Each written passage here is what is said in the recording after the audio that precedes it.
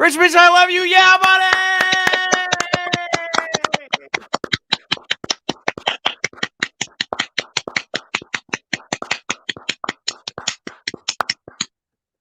Sorry, everybody. It took me a while to get my makeup on, but we're here. Chat, we love you too. Thank you so much for being here. We got a very special episode with Gabe Oppenheim in the pack. Gabe is the author of Ghost Perfumer, and he's brought to light, something we've all kind of known about for years, but he's brought it all in one place, which is very interesting. Rich, how are you doing?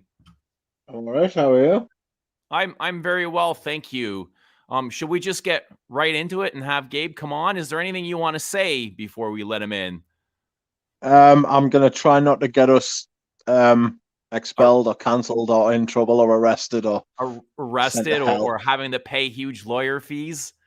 Yes, or sent to hell or anything like that. Okay, but if it does happen, we're gonna rely on a lot of super chat to get us out of jail, right? Yes, that's right. Yes. Okay, we won't hold it any further. We're gonna let Gabe on. Gabe, welcome. Hello. Welcome Thank you so much for having me. Thank you for accepting. How is it going? It's going well. It's 5:52-ish or so on a lovely evening in New York City. The Omicron age is a bit scary, but inside my apartment is nothing but love for fragrances. So I'm good. I'm doing all right. Awesome. I'm so glad to hear. Let me ask you, how long have you been into fragrances for? Oh, that's a good question. So it really depends what you mean by into, because when I was in 7th grade, they had us dissect owl pellets, the regurgitation of owls, in which you find rat bones or whatever the hell the owl's been eating. I think the owl is a very fascinating bird. It's beautiful, but they be eating rodents, which is disgusting. Anyway, like an idiot, I declined to wear the gloves, the plastic latex gloves, that they offer students, because otherwise it's gonna have an ungodly smell on your hands. And I think I did this maybe to impress a girl or just to be, super macho. It was a tremendous mistake, because I came home and my hands smelled very much like what you would expect when you take an owl and you look at its innards. So at that time, I had never really experimented with fragrance besides Abercrombie and Fitch's Woods, which was a real 90s staple. And to be honest, it's one of those things where if I could get my hands on like a vintage Abercrombie and Fitch Woods, that would be a golden chalice. That's one of those things I'm holy grail searching for. But anyway, beyond that, no exploration. But then my hands smelled like owl pellets. And my immediate solution, I don't recall consulting either of my parents, was to go into my father's vanity in his bathroom and then take from what I assume was the original case, both like the hand cream lotion and then also the actual cologne. He had Paco Rabanne Pour Homme in its, if not in its original formulation, something very close. And first I took the cream, rubbed it on my hands, and then I realized, no, now your hands smell like owl pellets and Paco Rabanne, so that's no good. So then I just added more of the liquid onto me, and I went to school smelling like Paco Rabanne Pour Homme and dead mice for like a month.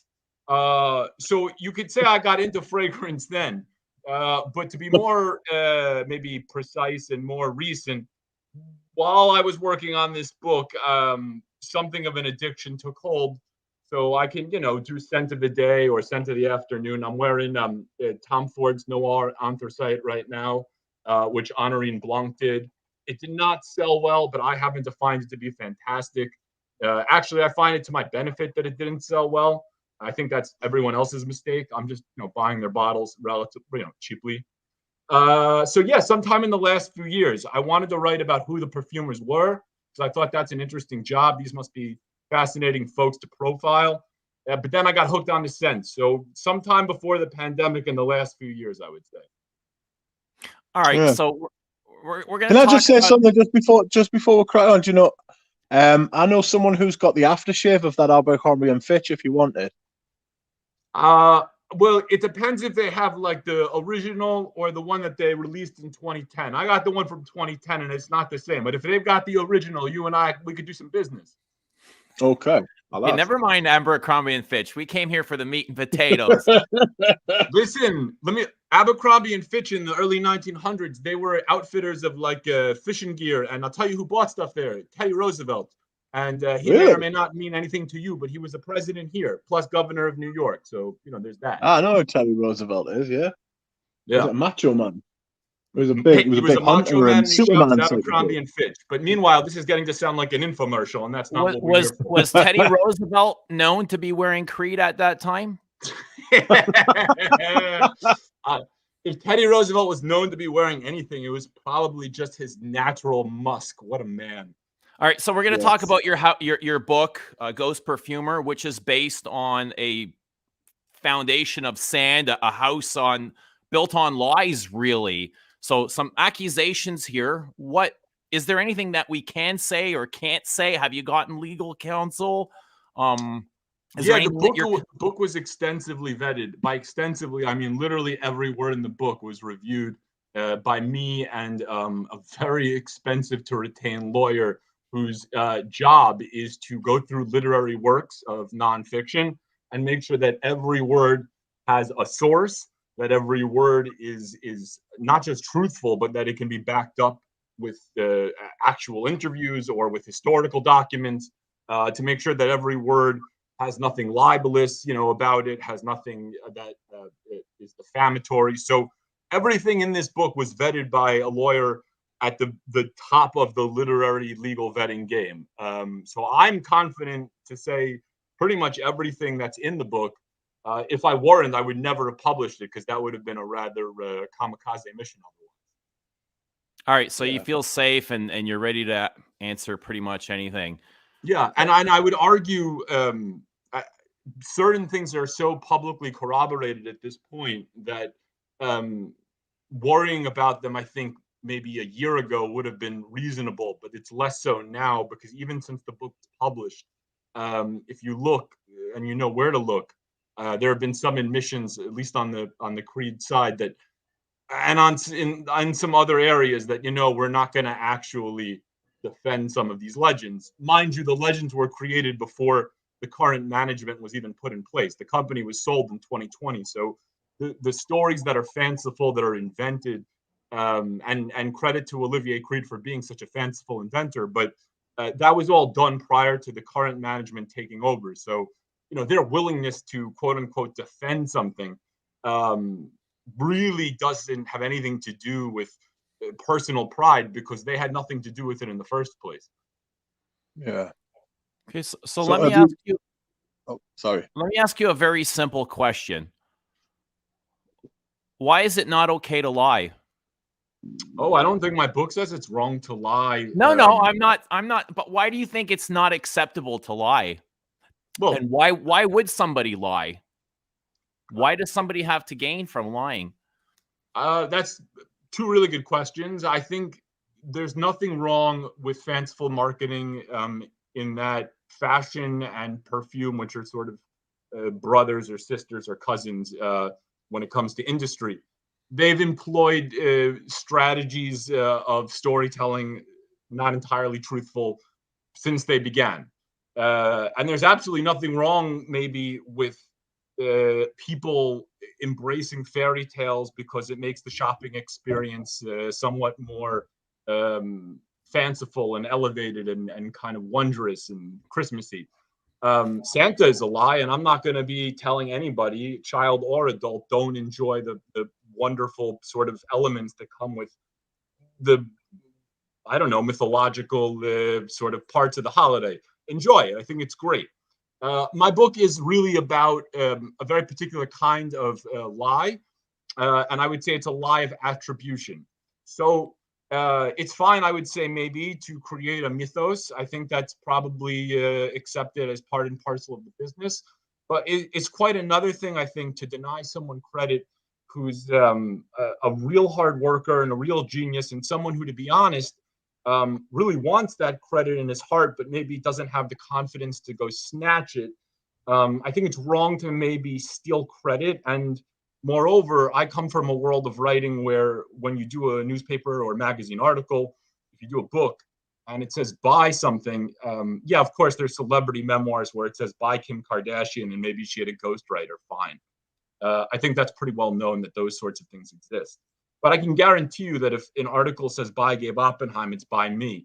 And if I should write something and it should say by someone else, that would be unacceptable to me. That would be someone stealing my words. And, words are a kind of art, but so are perfume formulas.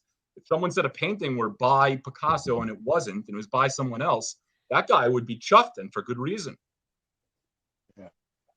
So you think it's to do with the gain? It's to say it's somebody who's gained something, or to deny somebody else. Like it's to do with I think it has to do with humanity. I think all we have in our finite existence is what we say, what we do. Essentially, our actions are all we leave behind us, and very little of that is even left. If you take away the attribution, you're essentially denying to the public's knowledge the action itself. Did Pierre Bourdon create perfumes if no one is told that he did them? Well, he's now done them in secret. Now, if he wants to strike a deal, Pierre, to do something in secret, well, it's within his right to do so. If Pierre wants to then tell me a story where he says, listen, I did all the Creed perfumes and Olivier never gave me any of the credit, that to me would signal that Pierre, for the first time in talking to me, wants the world to know that he was the person behind these actions. And you know what? Given that it's a tremendous career he had, I don't see why anyone would say, well, he should just keep on sort of denying it. No, let him take credit for what he's done. You live once, and he's done some amazing things. Do you think Creed had more to gain from this, or would it benefit them if they actually came out clear and mentioned the perfumer? That's a fascinating question. Pierre did Kuros publicly. He did Cool Water publicly. Would it have helped Creed or hurt Creed if they had said, hey, Green Irish Tweed and Blas de Portugal and Millésime Imperial and Silver Mountain Water? These were all done by the Cool Water guy, the Kuros guy. These were all done by the guy who did Dolce Vita for Dior. They were done by the guy who did so many scents that people remember, Yop Homme. Would that have helped Creed? Really hard for me to say because I'm not in the world of marketing and salesmanship. What I will say is Olivier's marketing probably helped the brand a lot. Would the marketing of Pierre, who was the true perfumer, would marketing him as the nose, would that have done more than the mythology marketing? Well, that's a hypothetical that I really can't answer. But I don't think Olivier made some sort of like balance. I don't think he weighed one against the other and said, my mythology is superior to crediting Pierre, we'll sell more. I think there was something inside Olivier that needed to tell the story. And so he never even really considered the idea, and maybe crediting Pierre could be good. Is Olivier, is he recognized amongst his peers? Do people in the perfume world know who he is? And how do you think he feels after this has been brought to light? Do you think he carries any shame or remorse, or does he care at all? He cashed out for $1 billion nearly when he sold to BlackRock last year. If I cashed out for nearly $1 billion, I think probably what I care about would change a great deal. Not to mention that you get guys like Alberto Morillas who hang out with Olivier as though Olivier and Alberto have achieved the same things in life. There are a group of perfumers who like fame and wealth and who will hang out with Olivier until, that magical glow that he seems to possess, which is a byproduct of money and also charisma. Until that goes away, he'll always have perfumer friends. Does it detract from what he's done in his career, the idea that he worked with Pierre? Maybe to some degree. If you believe that Olivier was a master perfumer and you find out he's not, then yeah, it detracts. But if you think Olivier was somehow, some way involved, but you didn't know how, well, I'll tell you how.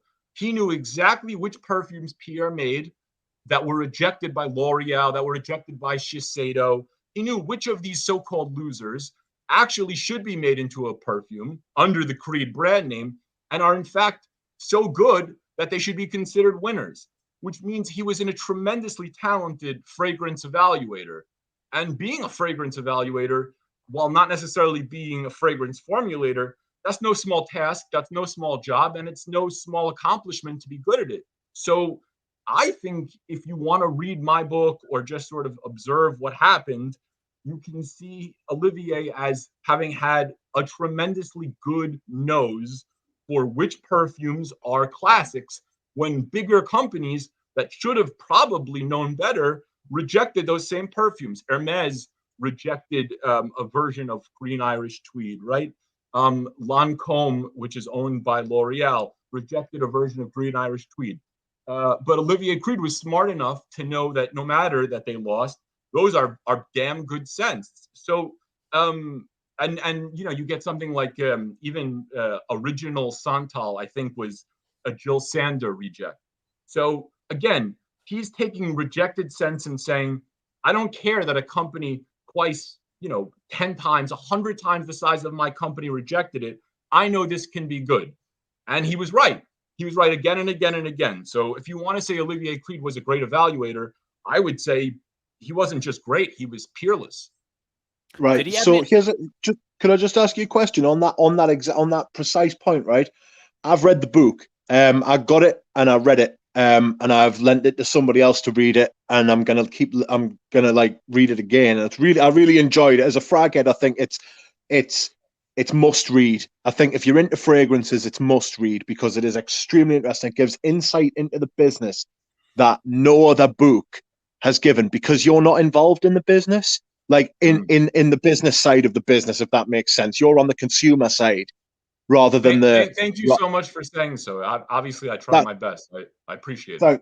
You know, well, I appreciate you writing it because a bit of honesty is after reading the book as well. A bit of honesty in the fragrance community it goes a long way considering the amount of bullshit that is generally spouted on a day-to-day basis in the fragrance community, even on YouTube, especially on YouTube, even.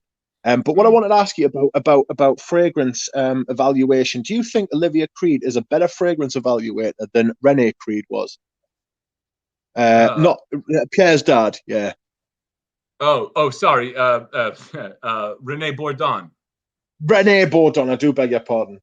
No, that's okay. Well, so Rene Bourdon, just for people who may not know, was the guy who helped set up Parfums Dior. So in the late 40s, Christian Dior was setting up a fashion house, but there was a fragrance side to that. And Rene Bourdon, Pierre's father, managed Parfums Dior. And I think what's being referred to here is one of the things Pierre very kindly provided me was a written letter from his father to him. And his father basically goes through a long list of fragrances that Pierre had been working on. I don't know, 10 to 15 different samples that Pierre had sent to his father. And we're talking about in the 1980s, so post Pierre doing Kouros. And in this letter that Rene writes back to Pierre, he savages Pierre's scent. He basically is like a Simon Cowell who has even less of a conscience and a soul and less compassion. Every scent is lacking. It has no character, no body. It's nothing. I mean, he essentially tells Pierre to quit the business and try something else. At one point in the letter, he says, you know, your problem isn't that your salespeople aren't doing a good job with these fragrances. It's that they've got no good fragrances to sell. He eviscerates them. To me, that's not Rene Bourdon, Pierre's father, being a bad evaluator. Well, it is. It is him being a very poor evaluator because, of course, Pierre was working on scents that we all still wear. It's Rene being a very particular type of father, which I'm glad that my father is the opposite of this. He seems to credit me and build me up. But there are fathers, of course, who do the opposite, where for whatever reason, they feel the right thing to do. Maybe it's reactionary and they don't even realize they're doing it, is just to tear down constantly. Pierre told me his father never once complimented him on any of his work. And that's a little bit insane. Pierre's father lived long enough to pretty much know and smell all of Pierre's major work.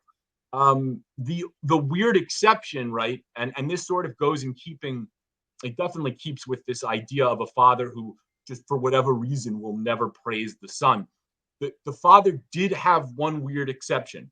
Complimented him? No, not verbally, but he would wear kuros. Now, Pierre himself thought kuros was too animalic, too fecal, too sexy to be worn regularly by him.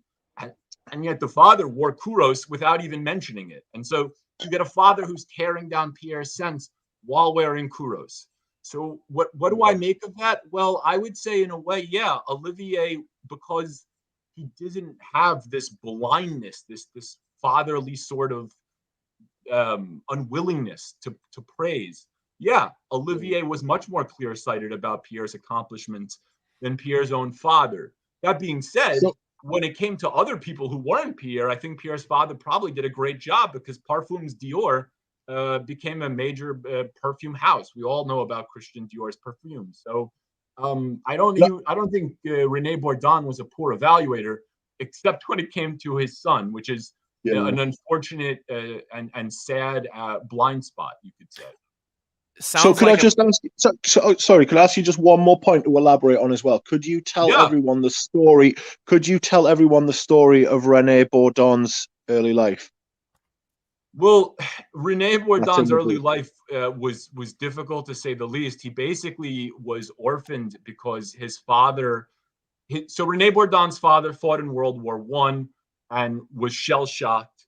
The result of that shell shock was unfortunately the father of Rene, so Pierre's grandfather, hanging himself.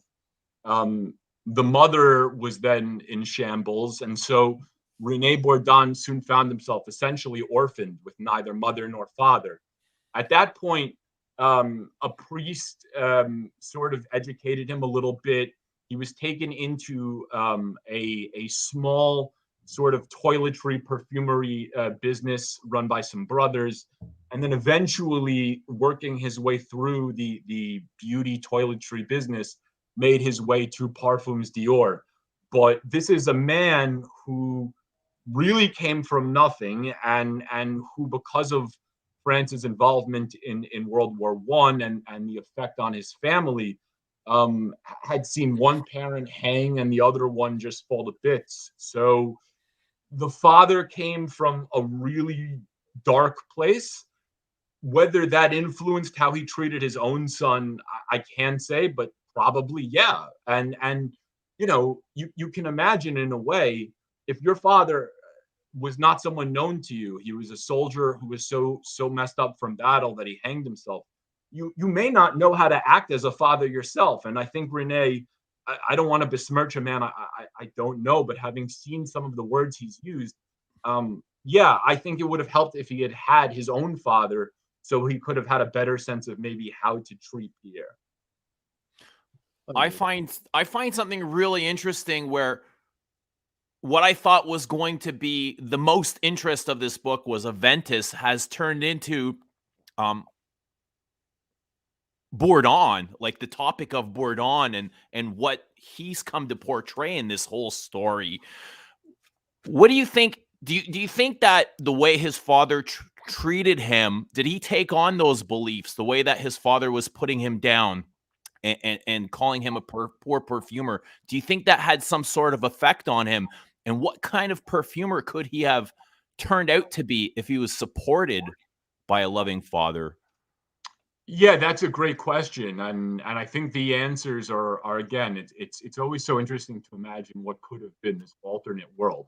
But in the world we do have, yeah, I think Pierre's lack of confidence, his father's sort of unwillingness to compliment him and his work, yeah, that made him, every time he lost a competition for a scent, wonder if, whether his father had been right.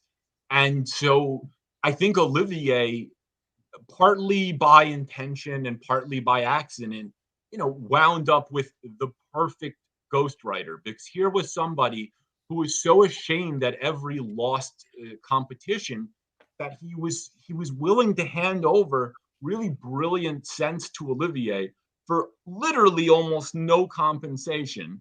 You know, some tailored suits and basically that's it. Because the alternative was this idea in his head that yeah, he was the loser he was told that he was. You know, he was the loser that his father insisted he was as late as the mid 80s, when already he's got Puros on the market and he's got a bunch of other scents on the market as well. And he'd been employed by Roar, and you know, to some degree or another, he outachieved his father in so many ways, and yet he's still trying in the mid 80s just to get approval. So here's Olivier saying, these scents that you think are loser scents, I want to do something with them. And Olivier also had a lot of money and a lot of established sort of this posture of I've been around, I can make it happen. That sort of stability, that sort of charm for a man who in a way is still an unloved boy to some degree. Yes, I think that definitely influenced the way that Pierre sort of gave over his material. Now, if Pierre had had a more supportive system, what would have happened? Well, you know, it's hard to say, because the fact is, whether Pierre was unfairly compensated or not, and he was unfairly compensated, you would say, probably, we did get Green Irish Tweed and Bois de Portugal. We did get Arolfa, Millésime Imperial, Silver Mountain Water. So the fact that we got all those Creed scents from him means it's not as though he was barren. You know, all of this negativity, it led him into the arms of Olivier. But credit to Olivier that it didn't end there, that those scents actually reached us. And while they're, you know, reformulated to some degree or another, they're all still on the market. So, and by the way, how many scents? So for instance, Jean-Louis Suzak, he's the one who beat out Pierre for Lancôme Sagamore. And the loser, Pierre's loser, was the thing that became Green Irish Tweed. Like that I know that Cool Water and Green Irish Tweed are very much connected. Pierre did both, but the Lancôme Sagamore submission is probably the closest thing to Green Irish Tweed. Now, Suzak, who won, told me he wishes he hadn't, because Lancôme Sagamore is long out of the stores. You can't get that anymore. I found an old vial of it. And I've got a sample of that Sagamore, and I don't rate it. Green I don't Irish think it's great either, but my sample was also somewhat turned because I don't know that it had been sitting in a well kept, well stored little room. It was left out like nobody wanted it. Meanwhile, Green Irish Tweed, again reformulated, again overpriced, again a product to some degree of Creed lies, because Creed said, "Oh, Elvis wore it. It was created for Cary Grant." Yeah, those are lies. Prince Charles. It's protected and it's out now. So, Suzak wishes he hadn't won Sagamore. And meanwhile, the guy who lost Sagamore, Bourdon, took his loser Green Irish Tweed, and we still have it. So, if he was more supported, if he said to Olivier, F off, I don't need to give you my losers, would we still have those losers as scents we can wear? It's unclear to me. And that's a kind of interesting mystery. There is a sort of twist. The twist is there was a perfumer I interviewed at Givaudan, and he told me every time he lost, he took that scent and he tried his damn hardest to bring it somewhere else and beat the scent that he had lost to. And so, perfumers lose all the time. And what they do with their lost scents can be very, very sort of adventurous. They may take it to an independent perfumer, or they may just submit it the next time Estee Lauder has some sort of briefing competition. So, it's hard to know what would have happened to Pierre's losers. But I will say this for Creed. Man, did they take care of those losers, because we still have all of them. Yeah. Reminds me of the Salon de Refusé, where it's very much like rejects, and now they're in an art exhibit of the Hall of Fame. Right. Yeah. Oh, yeah. I mean, here you have these people saying this is an art. And meanwhile, the ones that were officially let into those salons, the ones that weren't refused, are the ones we couldn't give two F's about. And meanwhile, the Louvre and the Orsay is filled with the Impressionists and the realists and all of that. Courbet's, The Origin of the World, which is just a woman's open leg, right? And that's in the Orsay, and it's a hell of a painting. So 100%. It's a great analogy. I love that. I hadn't thought of it. Could you explain to people what the process is for perfumers to get a perfume accepted by a house, like it's written in the book. Yeah. So things have changed a little bit over the years because the companies involved change. But let's just do some current companies. Just keep it really sort of simple as possible. So you have Estee Lauder and they have Tom Ford. So let's just say that for this Tom Ford, Karen Khoury, we'll go back to the beginning. We'll go to 2007. So Karen Khoury is assembling a line of Tom Ford. Tom Ford is licensed by Estee Lauder. So now we've got competitions to do Tom Ford scents for Estee Lauder. So they go to Givaudan, which is a multinational Swiss company. They go to Firmenich, which is a multinational Swiss company, and they brief them. They tell the perfumers, we're going to start with this private blend line. We're going to want scents that do X, Y, and Z. They'll describe them to some degree. They'll describe the sort of demographics they want to some degree. The briefing is essentially the challenge. At that point, the perfumers at Givaudan and at Firmenich first compete against each other. Then these companies decide, okay, we're going to take scents from this perfumer, and that perfumer. Maybe we'll even have them collaborate. And we're going to bring those to Lauder itself. And then Lauder's going to decide, we want this perfume from Givaudan or that perfume from Firmenich. And while this is happening, every round, more people are getting eliminated.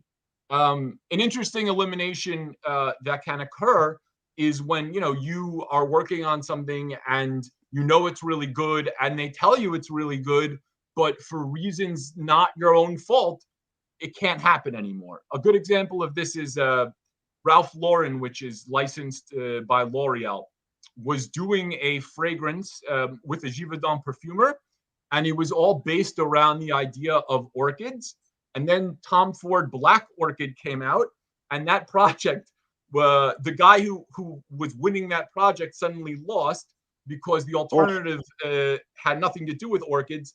And so he won, and then the market changed, and then he lost. But generally, when you lose, it could be for any one of a number of reasons. I know a lot of people like the Tom Fords that kind of herald back to a different era. So, for instance, you have Beau de Jour, which heralds back to Zino Davidoff.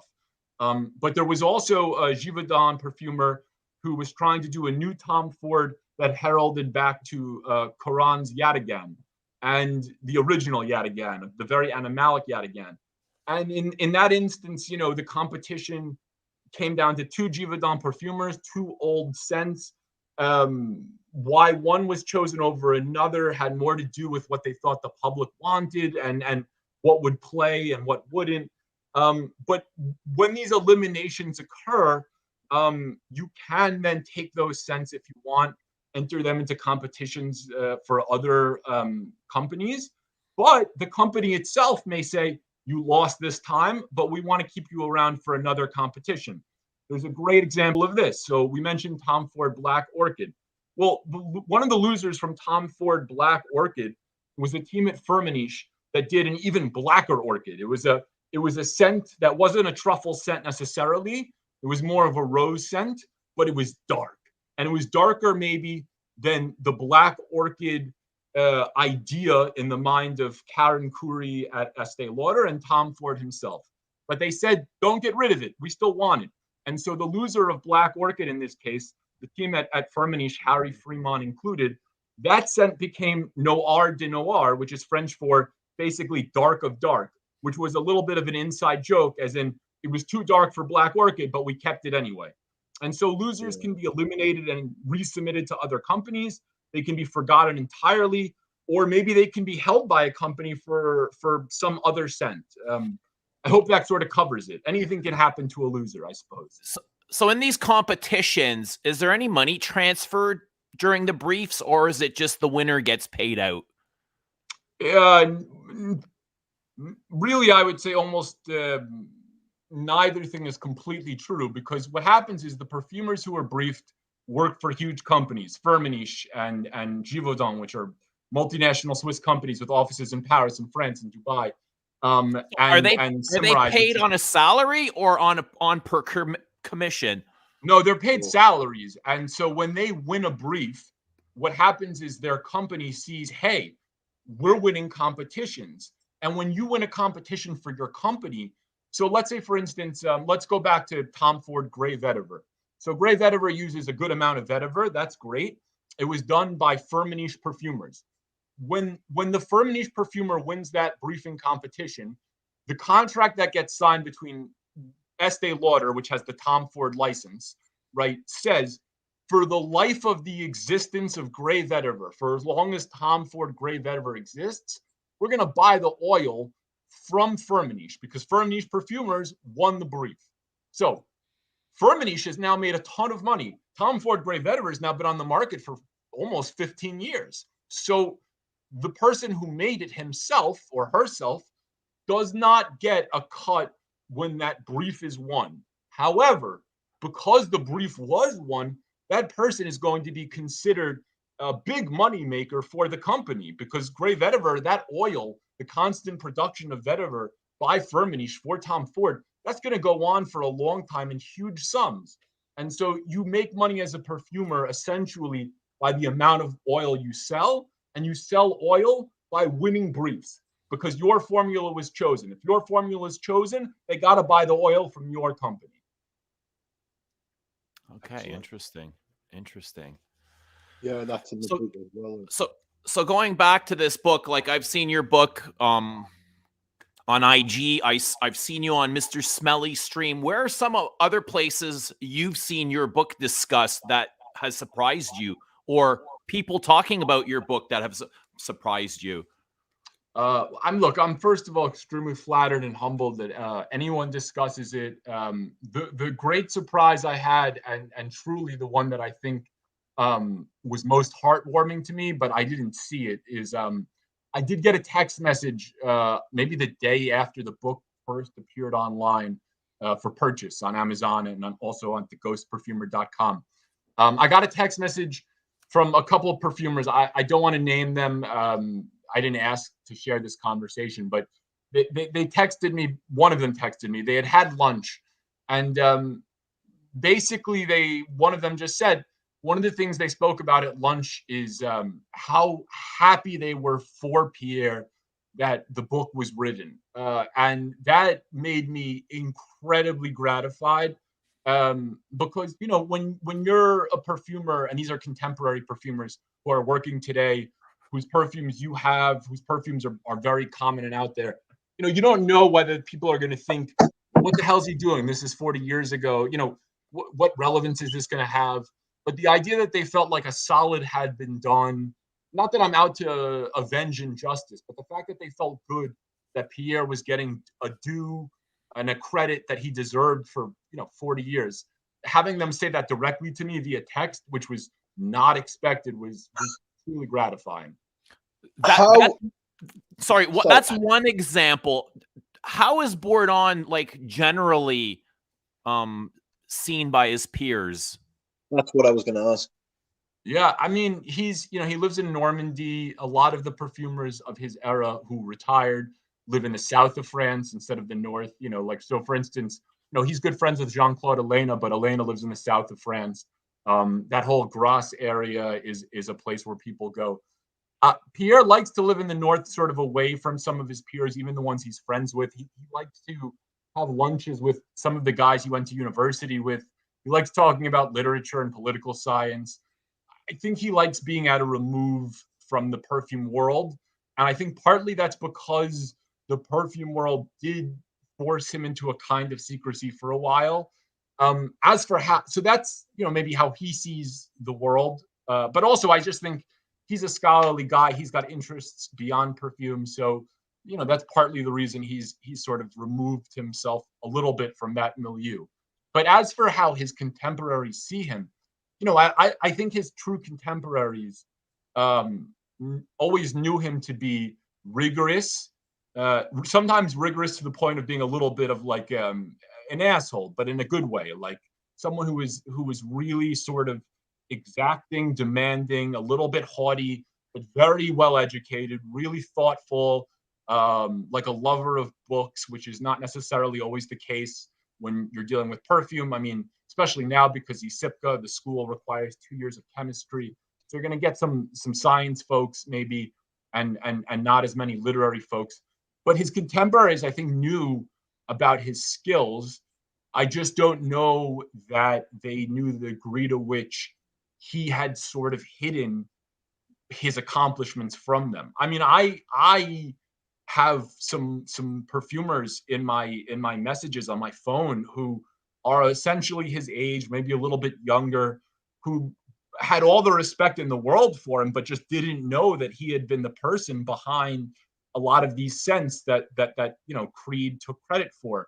It doesn't mean they thought the Creeds were miraculously done by Olivier. They just didn't necessarily know that it was Pierre. So I think he was always respected.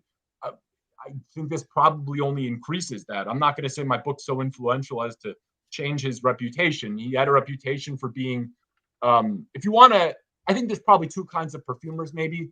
There's like that Jackson Pollock who just like throws paint against the wall. And then there's someone who like has a formula from the get-go that's precise and has like a logic in his head or her head before, he or she ever writes down. Pierre's the second kind. You can be good either way to some degree.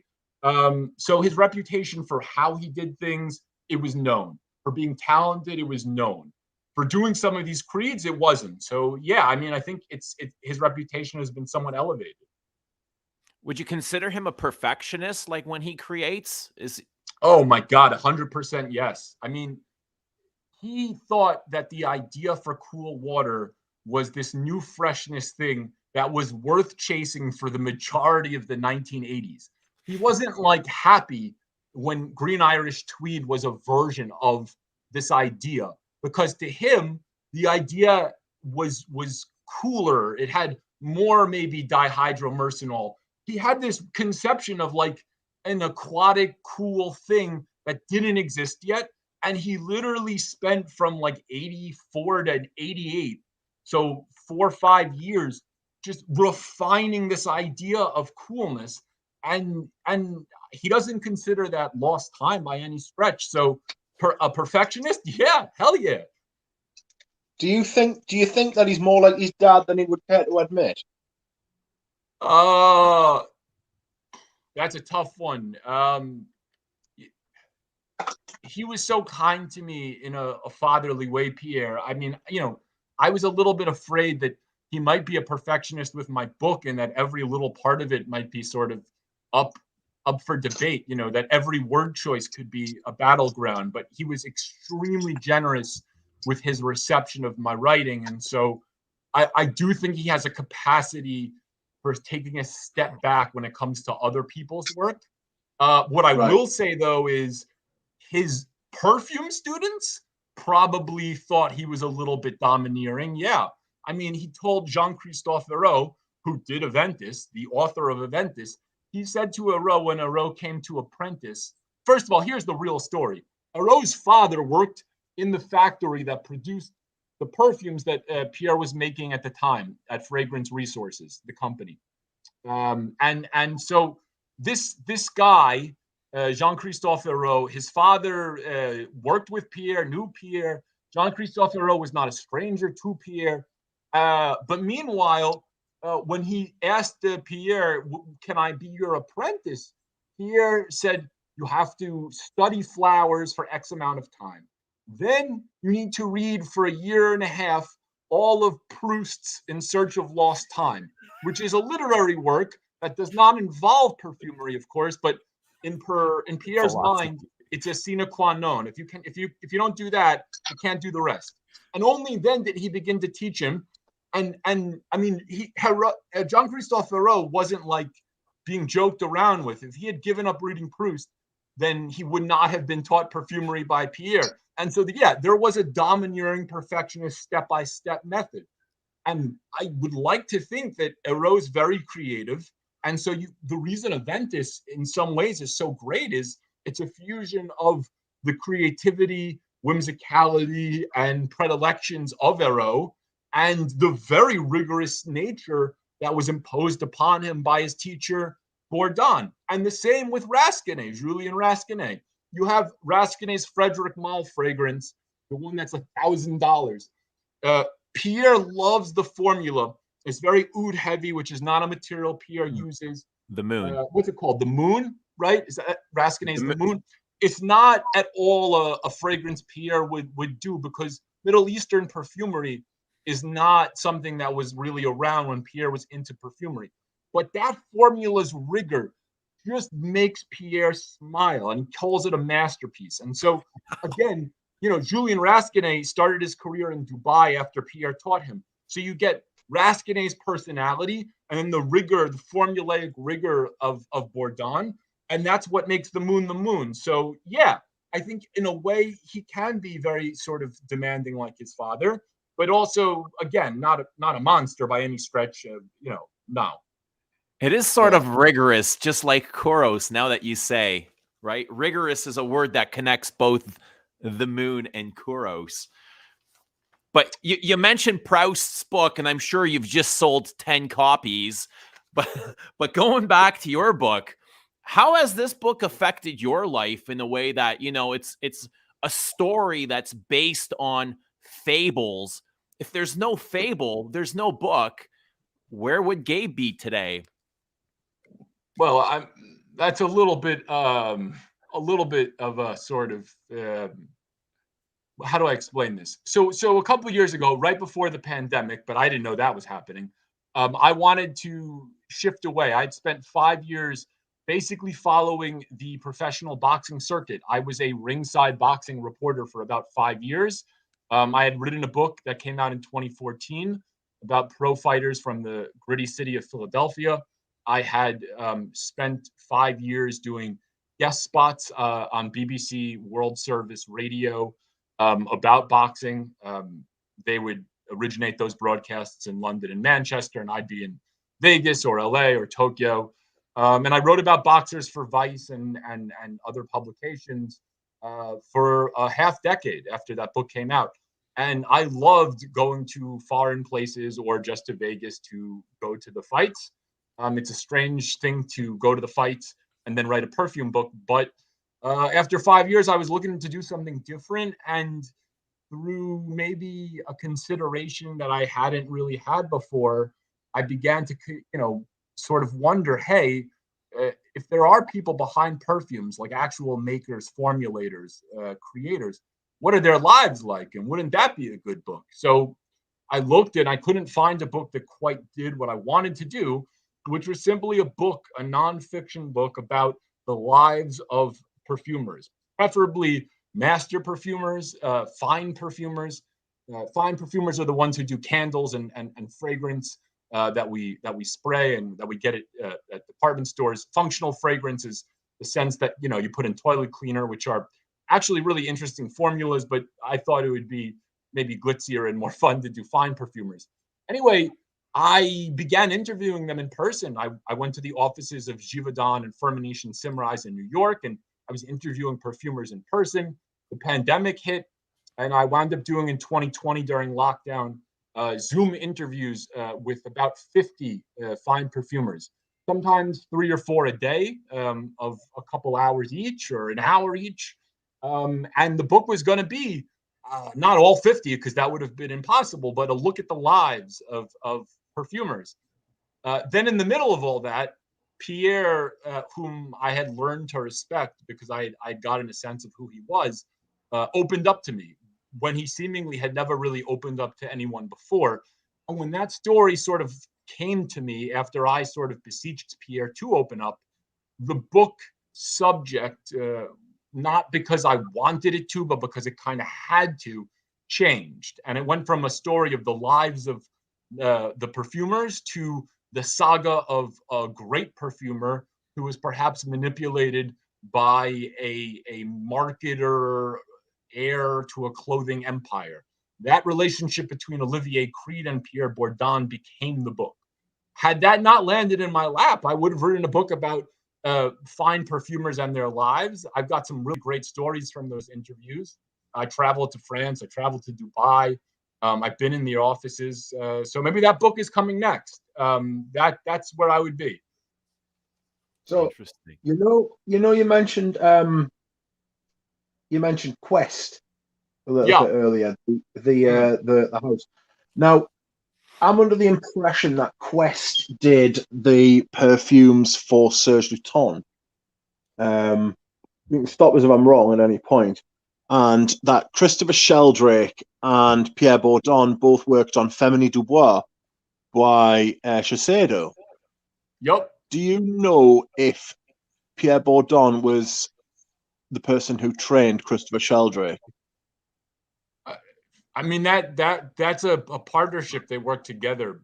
None of the language Pierre used made it sound as though Sheldrake was his pupil. But if Sheldrake learned something from Bourdon, I wouldn't be surprised. I don't think he was his formal pupil, though. I mean, I can ask.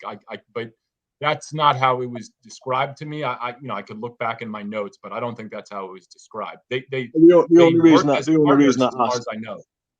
Yeah, the only reason I ask is they're like my two favorite perfumers, to be honest with you. I thought when I found out that they worked on the Shiseido Féminin Dubois together, I was like, amazing. Do you know what I mean? Yeah, I mean, the funny thing about Pierre is you don't find him actually collaborating with almost anybody. So you really know that Christopher Sheldrake and he either were forced together by some circumstance he never revealed to me, or Pierre legitimately respects the man because he was not prone to collaboration, except he had this weird affection for Dior because his father worked at Dior. So anytime that the head of Parfums Dior, a guy by the name of Maurice Roget, anytime that Roget hinted that Pierre could do a Dior, he was so excited. But in terms of actual partnerships with other perfumers, Sheldrake is maybe the only one I can really think of. Although, Pierre also wasn't entirely like I know best. So, for instance, going back to Kouros, it's a funny thing. Kouros is rigorous if you want to think of it that way, but it's also actually sort of spontaneous. Basically, he was falling in love, Pierre, at the time. He was married, but he was falling in love with his mistress, who became his second wife. And the evaluator for Yves Saint Laurent, Chantal Rose, was very much in love with her own partner. And so both of them decided that the scent should be sexier and more animalic. And so they kept adding a product called Animalis by Cinerome, which has a fecal kind of aspect to it. If you've ever gotten down and dirty in the sheets and then smelt them afterwards, that's Animalis. And so, Pierre was putting it in. Chantal Rose at Yves Saint Laurent was saying more, and Pierre was saying, "Why not? I'm in love with my lover." So, that's a collaboration too, I suppose. Interesting. Who are some other perfumers that we know that you discussed with in the research for this book? If you can share some of that with us. Oh man, so many good ones. Ones that stood out the most. Sorry, say it again. Some that stood out the most for you. Yeah. Well, so I have a tremendous amount of affection for Natalie Feistauer. Natalie Feistauer is one of the first people who really took this project seriously. It was back, I think, maybe in 2019. When Natalie Feistauer was young, she was working for what was then Rohr, which we would now call Givaudan. And she came to New York. Back then, the Rohr office was in Teaneck, New Jersey. It was actually designed by the same dude who designed the Trump Tower. And Natalie was a star. I mean, her boss, Jeff Webster, got her an apartment in the West Village, which was fancy and expensive, and the car. And she was in the finals, for all sorts of fragrances at Estee Lauder. And she had, the good graces of Anne Gottlieb, who was a real kingmaker. Anne Gottlieb is the woman who basically decided which scents became the scents that became Calvin Klein fragrances, and also Axe, the body sprays, and which were always sort of popular outside of America, but she's the one who got that going in America. So, Natalie was this star in the early 90s in New York, and she later did for Donatella Versace in 1995. Donatella wanted to do a scent, and Madonna had this obsession with doing a particular kind of scent. And so Donatella Versace was getting advice from Madonna. This is all happening in Miami. And it's a crazy scene.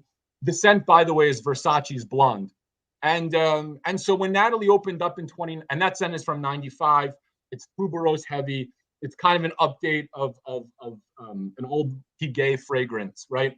So when Natalie started telling me stories like that, she was maybe the first person to open up to me and say, hey, there's this whole world you don't know about.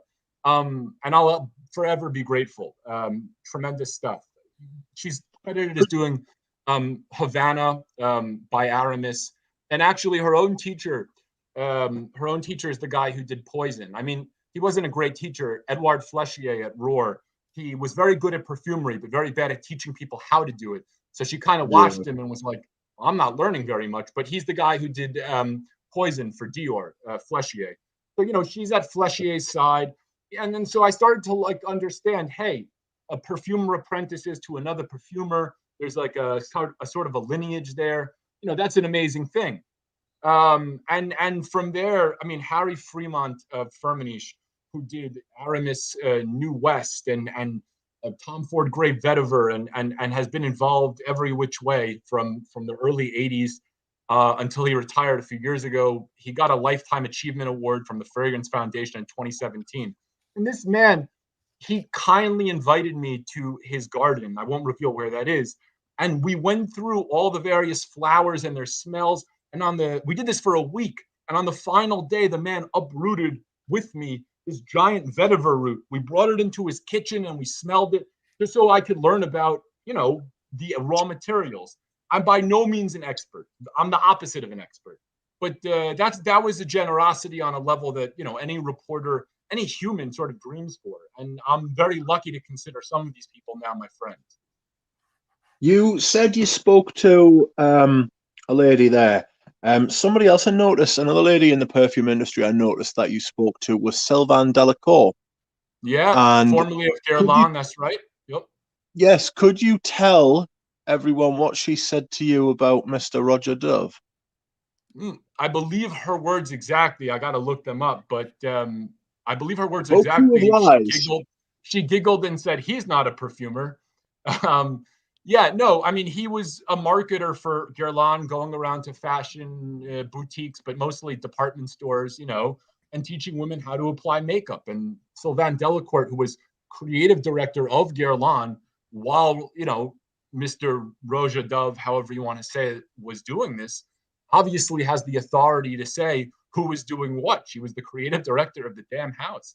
So when she says Roger Dove is a marketer and not a perfumer, and if she laughs at the idea that he's a perfumer, that tells you all you really need to know. Was Sylvain claiming to be a perfumer herself? No. She's very much a creative director. One of the things she prides herself on is having worked with some great perfumers. She very sadly misses, as do many, the late perfumer Beatrice Piquet, who is the one who came up with the idea to do maybe that chocolatey patchouli that we all love so much. Yeah, exactly. In Les Instants de Guerlain, the one for the Extreme and also the regular one. So Les Instants de Guerlain, Sylvain will never say she did it, but the idea of a chocolate with a sort of Guerlainade background was something they discussed together. No, he doesn't claim to be a perfumer, just the creative director, which I think involves some guidance, some listening, some evaluation, something that is probably good for any brand that has a big history. You don't want perfumers necessarily running amok without somebody who's sort of central. So, I love talking to Sylvain. So in your research for this book, did any other claims come out of Guerlain? Anything that... Well, it's widely known that, Jean-Paul Guerlain never worked alone on fragrances. There were guys, someone from... I was shocked when I heard about Derby. I was absolutely shocked to my core when I heard about Derby and Samsara. So Samsara is so funny. Samsara is interesting because Firmenich made out like bandits. Samsara was so heavy on the sandalwood, and Firmenich was the one who supplied all the sandalwood. So, you never really...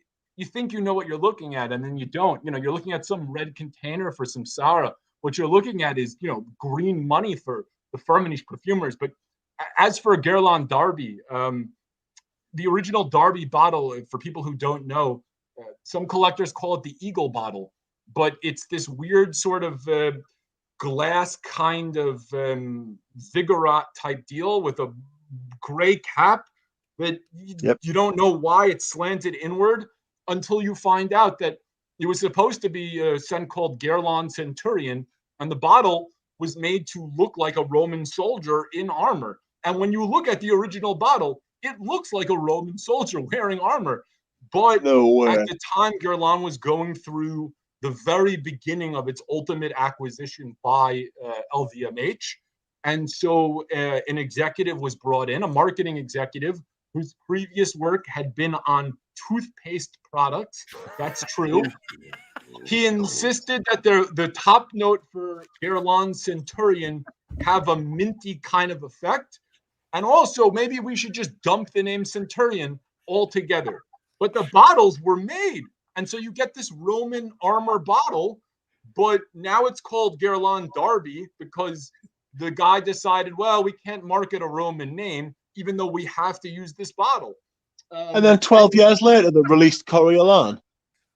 I mean, you know, you get these years later, people trying to maybe do things again. But the Coriolan bottle, to me, I can't say what it looks like to me. Thank you. You know what I'm talking about. Let's just say that bottle is bulbous and then it thins out, and I'm wondering how come no one realizes this. I don't know. But we've talked about it before. We know. Okay, yeah, that's a penis bottle is what that is. But the phallic Have bottle you seen aside, the full choke? I know you mentioned the full choke in I've got a bottle of full choke as well. And when you mentioned that fragrance, I was like, oh my God. Yeah, so for anyone who doesn't know, there's a scent that Bourdon did for the fashion brand Frederick Smalltoe, and the scent is called Full Choke with one word, and it is literally a glass dildo. And I can say that because the creative director who was in charge of making decisions such as the name and the bottle is Frank Bucklet. Now, people may know that name or Frank Bucklet because he's got his own niche brand now, right? Frank Bucklet Tobacco is a knockoff of Tom Ford Tobacco Vanille. It's not a mystery. Anyway, I spoke to him on the phone. He said, yeah, I wanted to do a dildo bottle. I thought that'd be cool. I never in my wildest imagination thought that someone would come out and just say, you know, here was my idea for the fragrance. We take a Pierre Bourdon juice. That's a kind of, you know, we're not going to give him a lot of money, not a big budget for the oil. We'll get a summery fragrance for a low budget, but a good one because Pierre's good. And we'll put it in a dildo. But that's literally what he told me. It's recorded. I couldn't make that one up. Usually people say, oh, well, it's not really that. It's supposed to be something for a teacher to use a point to a chalkboard. No, that's not what he said. Was Frank Bucklet in charge of Smalltoe when they got done for the prostitution thing in Africa? So, yeah, so Frederick Smalltoe, the actual suit designer, was indeed found to have made suits for the dictator of Gabon. But Frank Bucklet was just involved in the fragrances, not in the exchange of suits to a dictator for all sorts of prostitutes. Madness. Interesting. Madness. But that's a crazy story. That's also true. He's just not involved in that. So going back to Guerlain, there's been like these really light whispers throughout the Guerlain community that Jean-Paul Guerlain was not the perfumer of Habit Rouge. Has that ever been brought to your attention?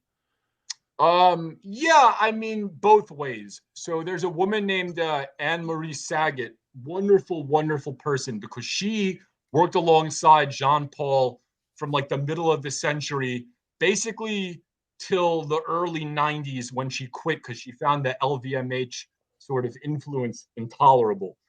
And she'll tell you that she saw that Jean-Paul Guerlain was involved in formulation. So from that standpoint, you get like an eyewitness person, and her real job was essentially what you would call line extensions. So let's say, for instance, Habit Rouge, there's also a soap or a shower gel or something, right? That was her job. Every time there was a fragrance, she would be the perfumer doing line extensions. But in order to do a line extension, you have to have the formula so you know what you're altering, because obviously the formula is not going to work exactly in a soap the same way that it works in an alcohol. Anyway, you know, she'll tell you that Jean-Paul was very much involved in the formulation. By the same token, we know that there are other perfumers who come in and out, who are brought in and out by the Guerlain family. So I think I can't speak to Abbey Rouge specifically. That year is 1965, and I don't have eyewitnesses to what happened in 65. That being said, I don't want people to think, oh, Gabe, he pretends he knows everything. I don't. I listen to the people that that are willing to talk to me. I fact check what I can. I read what I can. I don't have anyone who was in the building in 65, but for someone who does have that research or has some insight, I'm all ears. I'd love to know. People ask me who did this creed, who did that creed. I don't always know the answer. I can't tell you off the top of my head, who the hell did the weird vetiver, original vetiver or whatever that was supposedly from 1948, but isn't. I can tell you that orange spice was done by a guy named Yves Tanguy, but I can't tell you everything. That's okay. I'm a journalist, but whatever you've heard about Abbey Rouge, I'd love to hear. I'm down to hear. Yeah, no, I don't know any more than you do, but it sounds like during the research of your book, there's a lot of people that were willing to help you, and they've shared a lot of information. During that time, has anyone said, hey, I don't think this is a good idea that you chase this idea? Has anyone tried stopping you from writing this book? None of the perfumers, no one who talked to me then said, don't write the book. I do think sometimes perfumers were hesitant to go to certain subjects, but that didn't mean that they wanted the whole book not written.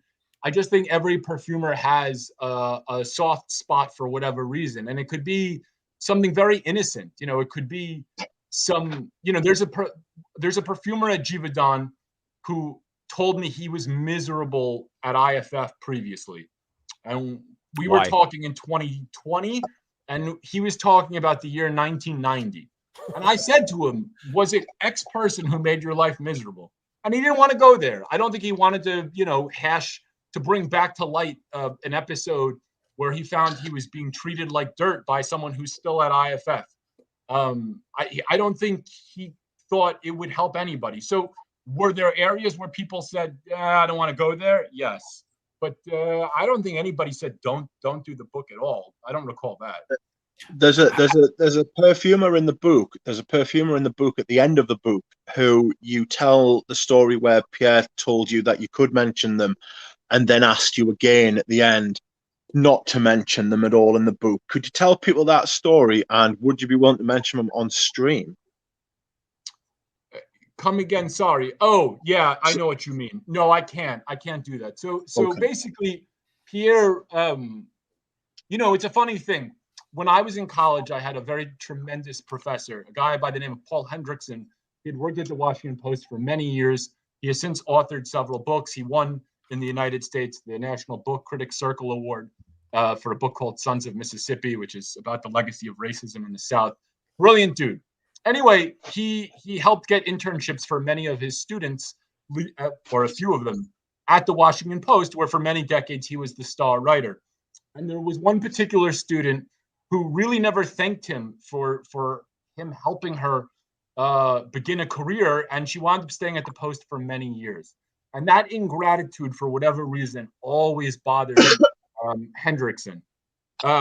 Anyway, for whatever reason, and I think maybe every teacher has one, there's one student of Bourdon's, I know exactly who it is, and in fact, he had a hit fragrance in 2021, a niche fragrance that around the $200 price point did very well.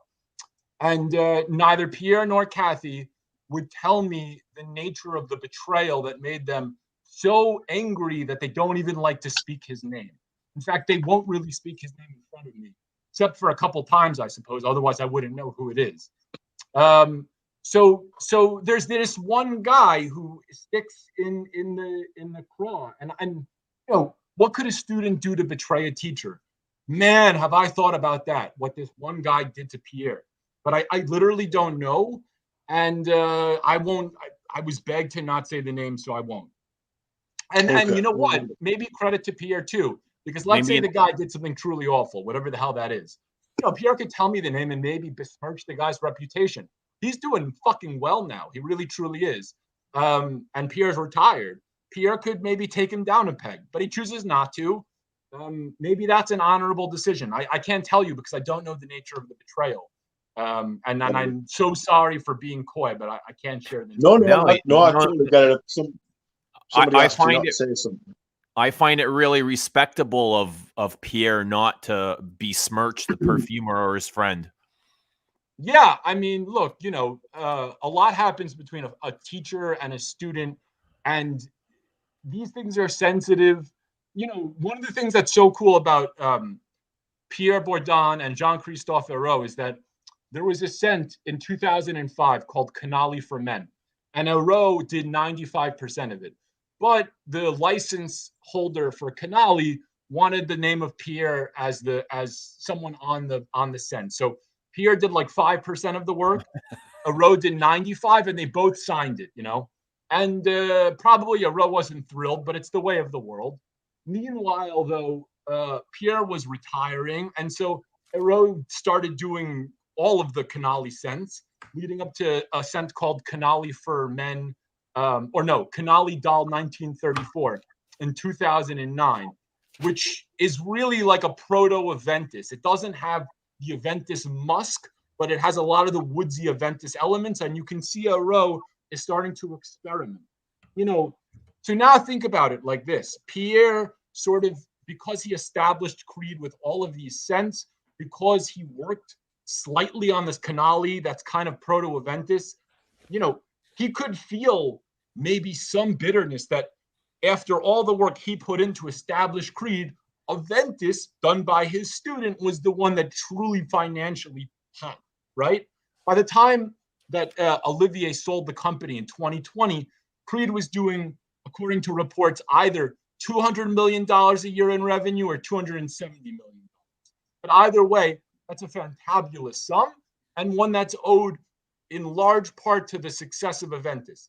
Pierre's not bitter about Aventus, as far as I know. So whatever bitterness or betrayal happens with this other student, I would like to think that Pierre's actually pretty open-minded, all things considered, because he's happy for the success of his students. And by the way, I've been mentioning men. He loves, you know, Julie Massé, and her success he considers his own. You know, these are like his children in a way. So he's extremely encouraging. Whatever this one guy did, I don't know.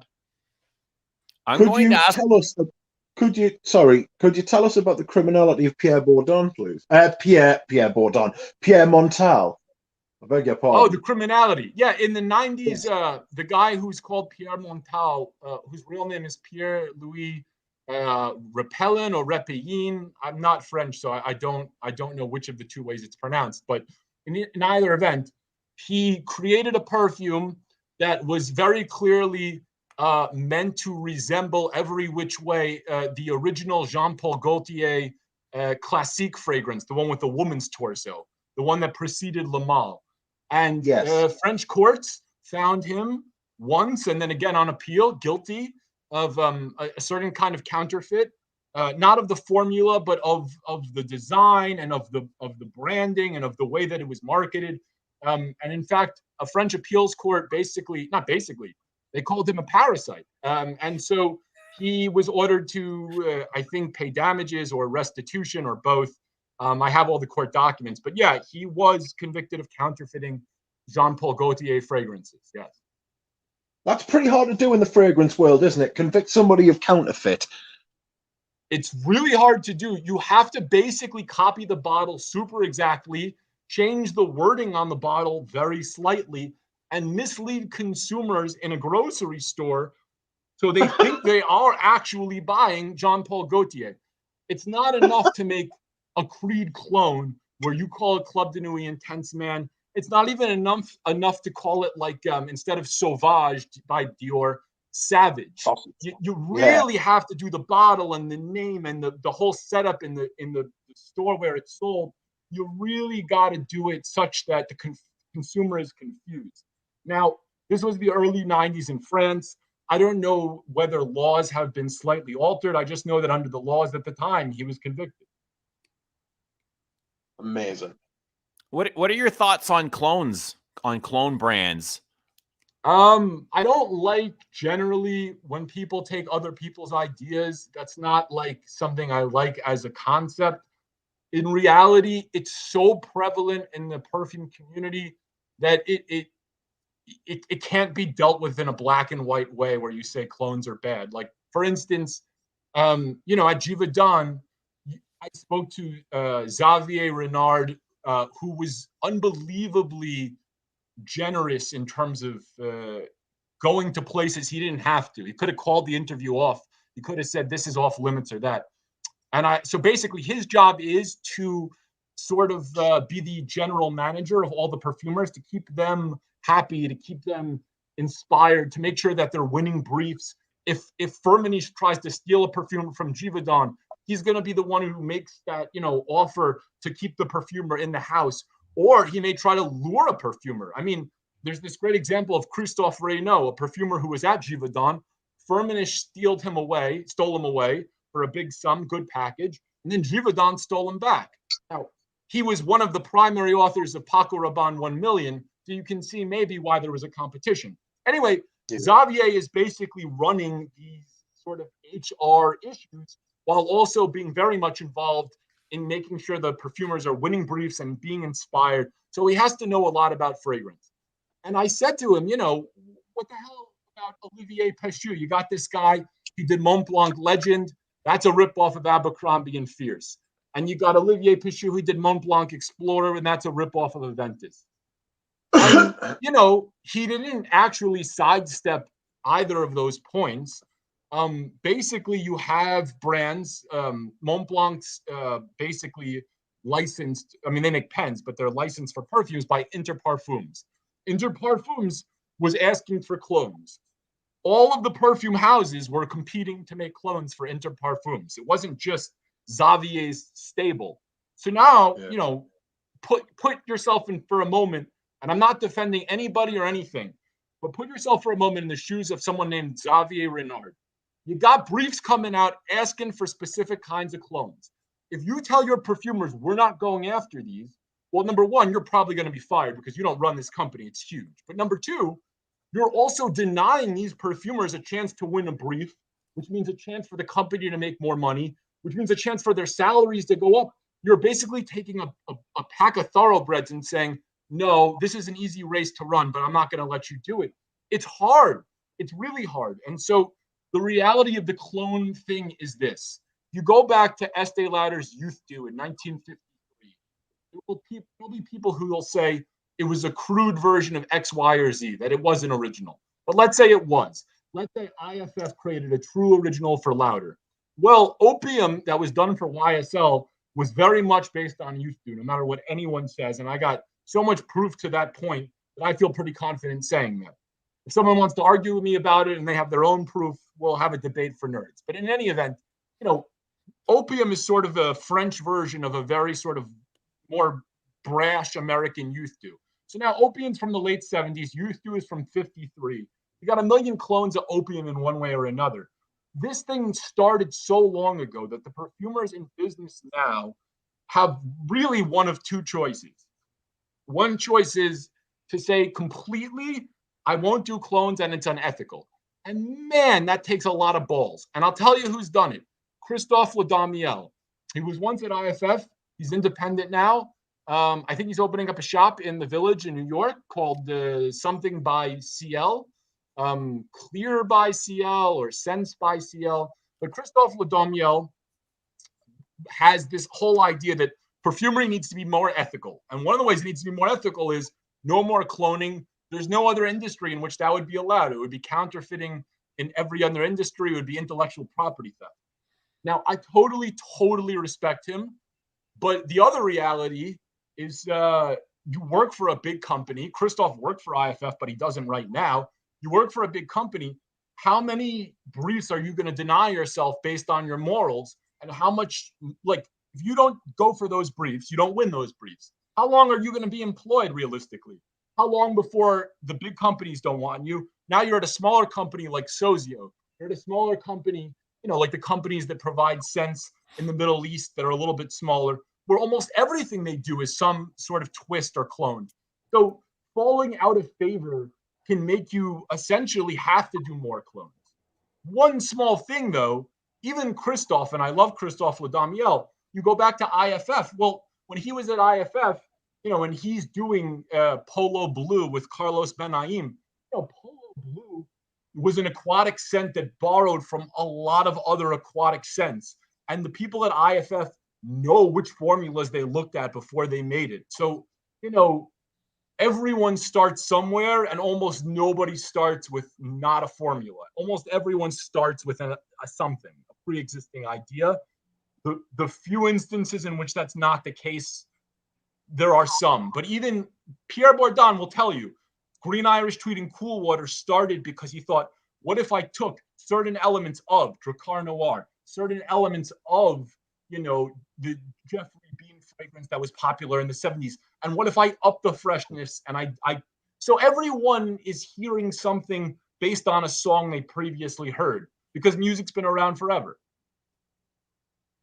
Yeah, I definitely get that inspired by it. Like when I smell Youth Dew, I can see that the opium. And then when I smell opium, I've heard people say Coco, Chanel Coco has been inspired by opium. And then, even you can say Portrait of a Lady has been inspired by Coco. So it just kind of keeps going down the ladder. There's so many great perfumes and so many great inspirations. But going back to Bourdon, we know that Le Male has been credited to Francis Courdian, but has Bourdon ever talked to you about, or it wasn't Bourdon, it was Sheldrake. Why was I thinking Bourdon? Sorry. Let's talk about Le Male for a second. Le Male's really fascinating. Okay.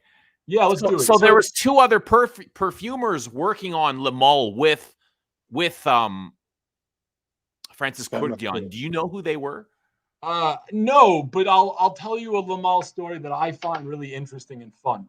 So back then, not anymore, but back then, the Jean Paul Gaultier brand was being run by Chantal Rose, who was the person that Pierre worked with when she was the evaluator at YSL, and she was doing the kudos with him. She said more sex, he said more sex, so they added more of this animalis ingredient in kudos.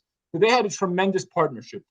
He then rejected what was another version of Cool Water that Pierre submitted for YSL Jazz and chose a different fragrance for YSL Jazz. Although in Chantal's defense, YSL Jazz was supposed to be a woman's fragrance. Some executive in America that Chantal did not like, who was not French, basically said, let's make it a man's fragrance, ruined years of work. And at that point, Chantal just basically said, F it, I don't even care what it becomes. So she did reject it. She did reject Bourdon's Cool Water, according to Pierre. But in her mind, she doesn't it's like all a blur once it became a man's fragrance from a woman's. But in any event, Chantal winds up getting a job at Shiseido to oversee the launch of Issey Miyake and ultimately oversees the launch of the Jean Paul Gaultier fragrances. I've never said this to anyone. I've never said it to Chantal. I didn't put it in the book. Pierre had worked at Takasago, which is a Japanese company. Shiseido is a Japanese company. When Shiseido was looking for someone to head their fragrance evaluation, a real creative director, Pierre put in a phone call, and I don't remember who at Shiseido he called. I know who it is. It's just not in front of me right now. But Pierre put in a phone call and recommended Chantal. And Chantal, I don't think knows. Pierre doesn't think she knows. And I didn't put it in the book. Maybe it was in one draft and it just didn't make it in the final copy. It's not a secret I meant to keep. But Pierre put in a word for her. I don't know that was the final word, but Chantal gets the job at Issey Miyake. She rejects his scents for Issey Miyake, so his L'Eau d'Essai scent becomes Creed Silver Mountain Water because she rejected it in favor of Jacques Cavalier's L'Eau d'Essai Pour Homme. And then for Jean-Paul Gaultier's Le Male, the brief to Pierre, and the funny thing about Pierre is he spent 5 years or 4.5 years trying to get the idea of Cool Water perfect. So it's true that Green Irish Tweed is a version of Cool Water, but it's the version he was working on in 84. By the time Cool Water is released in 88, the idea has progressed, so he doesn't feel he's copying himself in any way. And similarly, when he was developing other ideas, he always wanted to make sure there was a sufficient distance between a work he had already done and one that was being asked for. Well, when he first saw the brief for Le Male, he felt that this brief, and I don't know if it referenced it literally, like directly, verbatim, but he felt that this brief, if it wasn't doing it literally, and I don't know, he wouldn't say that, was definitely referencing his work for Yop Om. That this was a Yop Om flavor they were going for. I don't know if it said it in the brief, but if it didn't say it like verbatim, when Pierre read it, he said, oh, they want something like Yop Om. And Pierre had done Yop Om and decided, at least according to him, there was no way in hell he was doing Yop Om 2 just to win Le Mans. And so he didn't even enter that race. He pulled out when he saw that what, essentially he thought they were going for something in the way that he had already sort of done it. Meanwhile, Chantal loves the idea that she discovered Francis Kirkland, that before Le Mans he was nobody. She calls him my little Francis. Literally, that's what she calls him. It's super cute. And it very much reminds me of back in the days of old Hollywood. Mae West was this big star at Paramount. And she always used to say, I'm the one who discovered Cary Grant. Now, it happens to be not true. But when you listen to those conversations, and I remember listening to Chantal say, my little Francis, if you want to speak to him, just ask. He'll always do, because I discovered him. It just reminded me very much of the Mae West Cary Grant thing. So I don't know anything more than that, because to be honest, once Pierre said he was not involved, my book moved on, at least chronologically, to what sort of came next. But Chantal would know. And if you want to find out from Chantal, maybe send her like a Neymar jersey. She's a big PSG fan. So if you like Paris, all right.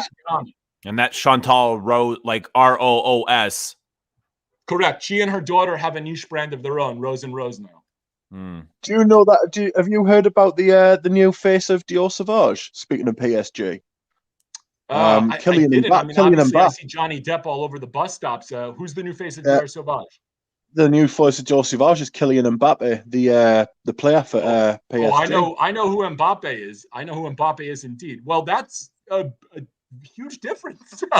It's a huge change, isn't it? Yeah, one speeds through the midfield like he's got burners on his boots, and the other one beats women. So that's interesting. It's a definite paradigm. It's a definite paradigm shift. They're going for the youth, aren't they? They've Johnny Depp's. We were talking about this last night, me and Eugene. It's Johnny Depp's had his day, I think. Yeah. It's not. So I have Sauvage Elixir, and there's a Sauvage Elixir ad literally on a bus stop just a half block from where I'm sitting currently. And, I don't know how long that ad was in the works, but like, I don't think there's a single New Yorker who looks at that and thinks like, Johnny Depp, Sauvage Elixir. Yes, but like, he's holding a guitar and he has 10 bracelets on one wrist. Like, this makes sense to me. So, there's always a delay, and obviously now the people doing Dior perfume have changed. But I wondered when that change would happen. And I don't know enough about Mbappe, but I like Mbappe. I like watching him play. I'll tell you this. If they had taken Depp off and put on Messi, I would have been like, oh, man, that front-running son of a... But that's a whole other thing. Yeah. So we don't have to go. Can I ask you, what have you found out in your research how reformulations are done? A little bit, yeah, a little bit. There's a truly wonderful woman at Givaudan who agreed to talk to me. Her whole job is reformulation. It's really interesting, and I was a little bit rude to her, but only inadvertently.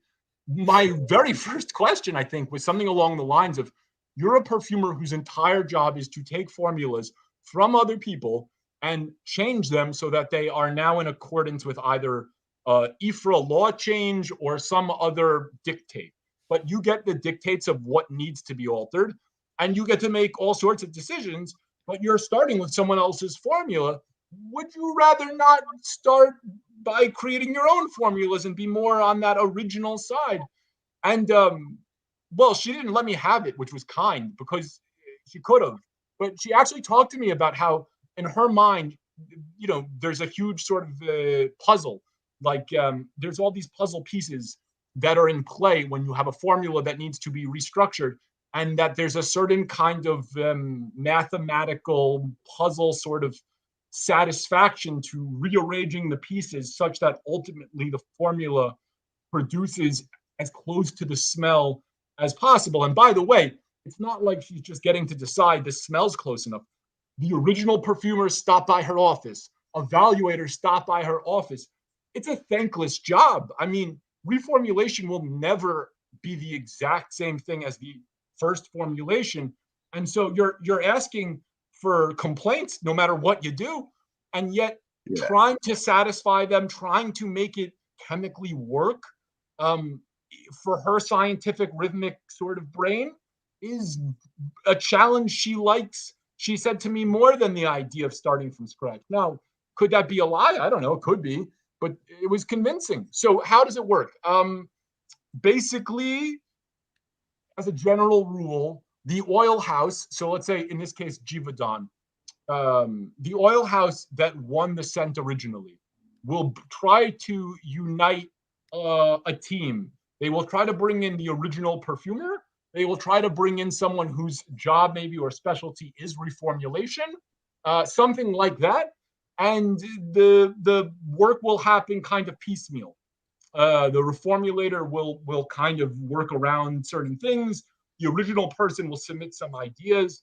And this stuff happens, in a way that's not so different from the way scents are made. I mean, go to Fragrantica today. Go to any of the websites that tells you who makes a scent. You'll see these days 3, 4, 5 names because everyone's working on a little bit of a part of a formula and there's twists. There's very, very rarely these days that strong human element that there used to be in the days of the Bourdons, right? You get a lot more teamwork. And so reformulation occurs in a teamwork fashion. But I would argue for this particular task, you'd prefer a team because you're going to want someone new, because some of these older people don't even know about the new aroma chemicals. I mean, sometimes they'll literally bring in someone someone might be retired. Like, for instance, for the Dior Fahrenheit reformulation, they had to bring in people from literally like different continents. So you're going to want them to try to bring in as many originals and as many people who are knowledgeable about the current aroma chemicals as possible, because otherwise the team will be imbalanced. You'll either get something that smells very old or it won't be possible to be reformulated at all, and then it'll be canceled. So, but, maybe cancellation's good. I would argue maybe it's better to have a Fahrenheit that's not what it used to be. But, for instance, if you look at bond number 9, Laurice Rame, the owner, who's an interesting figure. She was the head of Creed USA for a long time and helped me unravel many of Olivier's lies because she knew the truth.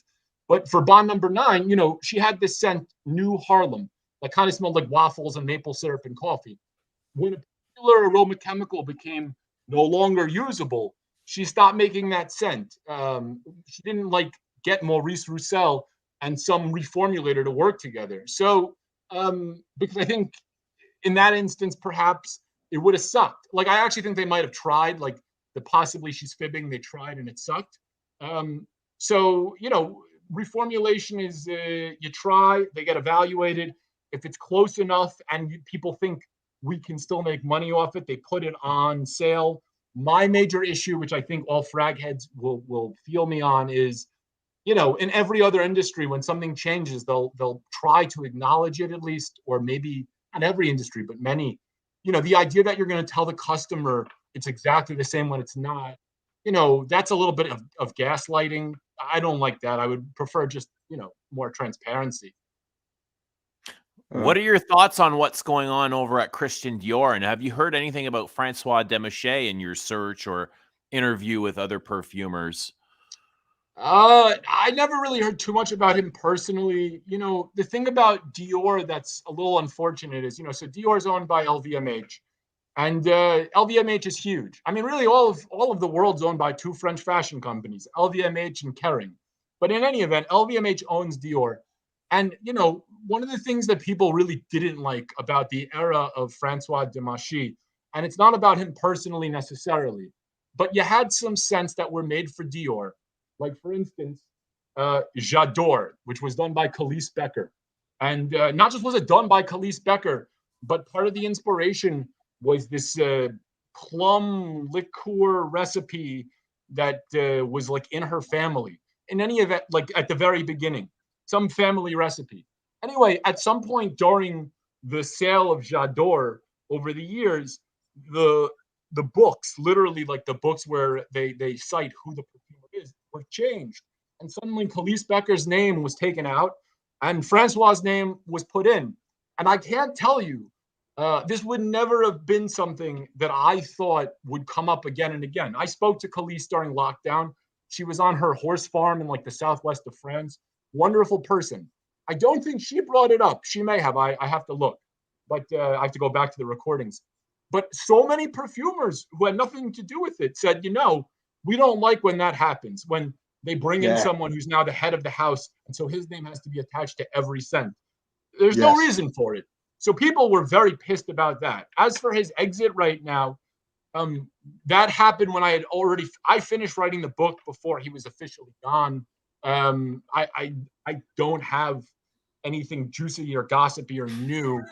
But what what I'll say about these big companies is, you get like someone like Francois Demachy, who's a creative director of Dior. You're going to have like 20 perfumers coming in and out working on a scent. I mean, for instance, I don't know if you've ever tried Dior. I don't even know how the fuck to pronounce it. Excuse my language. Is it Tobacolor? Right. I love this scent. It's great. I got it in America. I tried it. I got it in Dubai. I sprayed it. Christian Provenzano, who was hanging out with me, he didn't like it, but I liked it. Anyway, you got all these private scents. People know about Oud Ispahan, but there's a lot of them, lots. So obviously, just numerically, if you go to a Dior boutique, Francois wasn't doing all those scents. And so inevitably, you're going to get a lot of scents from Dior where people had a hand in it and they're not being credited. Now, did they get like a lot of prestige? Was it good for them in the industry? Do insiders know? Yeah. It's good for their careers. But, it's not the greatest arrangement to have some person who's sort of like the only name. I'd love to know who did Tobacolor. And if it was Francois, credit to him. I like it. Not my girlfriend. She doesn't seem to like it, but I like it. But you're not familiar with any of the perfumers that have helped him out release, because they've got like I got some names here and there, but I couldn't tell you specifically. There's one called Lucky. There's New Look 1947. There's too many for me to have kept track, honestly. Yeah. Right. So it seems like you've really dug up a lot of information over your search. Is there plans for book number 2 or 3 or 4? Can we look forward? I was going to ask this. I was just wanting to extend that question Eugene's asked. Do you think that this is now a rich seam to be mined by you, or do you think, can you see like exposés about perfume coming out and the fashion industry more generally in the future? Thank you for asking that. It's a great question. When I was a long time ago in 2008, an intern at the Washington Post, I was in what was called the style section, which is a weird name because the style section had movie reviews, it had profiles of artists, and very little of it concerned style, but we did have a famous fashion critic. And, she would go to the shows in Paris and Milan and all that stuff. And I had no problem with her writing whatsoever. Back then, really, my mind was in a million other places, I suppose, in terms of my own influences and where I was looking at, what kind of writer I wanted to be. Do I think that the era of conglomerates has led to a lot of elisions where people who are really interesting foundational figures for stupendous fragrances or maybe great like dresses and just got overlooked? Do I think that's an area to be mined? For sure. When LVMH has Louis Vuitton and Bulgari and Dior and Givenchy and Guerlain, and that's one company, you'd have to be Encyclopedia Britannica to have covered it all. And certainly no one has tried. So there's definitely a lot of compelling material out there that just isn't written yet about really talented, inspirational figures, and maybe some bad people too, on the flip side, involved in the production of high fashion, low fashion, and the scents that are both captivating us and those that maybe we've forgotten. There are many more stories to be told. If people are interested and buy this first book, I'd be very gratified to provide them another and keep going. Were you able to tell the story the way you wanted it? Did you have to face any obstacles to get to where you wanted to get? Oh yeah, I had a huge obstacle, my own ego, because I had spent a year in lockdown with like 50 Zooms with perfumers. And I'm like, all right, that's a damn good book. You write about these lives. Some of these perfumers, it's not that their lives were like, they're not riding horses like you see Nacho Figueres do in the polo ad. But the point is the very act of being a perfumer, they're in competition. It's win or lose. It's a lot of sweat. It's staying up late, and sometimes partners on scents. Your Givaudan says to two perfumers who hate each other, you two, we're going to win this brief if you two work together. Now they got to spend late nights working together and they hate each other. That's a real thing that happens. There's rivalries within companies. There's rivalries between companies. There's all sorts of competitive things. And then there's the artistic aspect. There's the chemical, mathematical aspect. So here I think I've got a great book just talking about that. And then the Pierre Bourdon story sort of lands in my lap because after petitioning him, petitioning Jean-Claude Elena to convince Pierre that, hey, Gabe's a real guy. He's a real journalist. He wants to talk to you. He's not looking for anything but honest discourse. He wants to tell a story as truthfully as possible. That took a long time. But finally, the Pierre story unfolds. The creed element is very clear. And now I got a huge ego that I've already prepared from 50 effing interviews, this whole other book. It's very good about the lives of perfumers. And I remember my birthday was June 21, 2020. I sat on the front lawn of my parents' house because the pandemic in New York was no joke. So I went home for a bit and it was my birthday. I was 6 feet apart, socially distanced from a childhood friend. And I said, listen, I got a book. It's not fully written. It's outlined, but it's damn good. On the other hand, let me tell you about the story that just landed in my lap, which I kind of think is amazing. And when I was done talking, I just said, look, I've talked a lot because that's what I do. But what do you think? Should I give up what I have and go for this or no? And she goes, you know the answer to that already. And I did. It's true. So, the obstacle was putting aside, and people were so nice to me, all these perfumers, and I was like putting aside their stories temporarily. I'll get back to them. I'll write those stories. But to put that aside was a little difficult. That was a hell of an obstacle. But then, you embrace the new story, and that's a roller coaster ride. Has the book met your expectations? Has it done as well as you had wanted it to do? Man, well, it's only been out for a few weeks. I would love to sell way more copies. I know the person who financed its publication feels similarly. But more than anything, it's one of those things where you see your own mistakes too clearly, typos, little typos, trifling things. I'm very happy that I got facts right, that I got the research right, that I had a lawyer on my back with every word. I regret some typos like you wouldn't believe. It's like a long lost lover, the one that you let go. I'm just like, I cannot believe how the hell did I do that? But 3 weeks in, I'm really happy that anyone has bought it. And I'd like to believe that as this thing steamrolls, we'll certainly get more readers. But if there's a disappointment, it's that there's just errors because I'm human, but I hate that. Looking back, is there anything else you change other than typos? Is there anything else you would have added? I took out a couple chapters that basically were just me going around Dubai, hanging out with clone perfumers. They're way fun, the 2 chapters. Luca Turin, who was a super helpful person, he read the full draft. By full draft, I mean with these 2 Dubai adventure chapters, where I literally just hang out with some real clone pirates in some beautiful locations. I'm going to shooks, I'm on boats, I'm in the pool. It's a good time. Restaurants.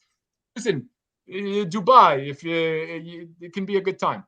Anyway, Luca goes, this has nothing to do with the Pierre and the Creed story. It's for a magazine article. And I said to myself, damn, yeah, he's right about that. So that went. I took that out, and the book went to the printing press. As it's at the printing press, and you can't stop the presses, it's going.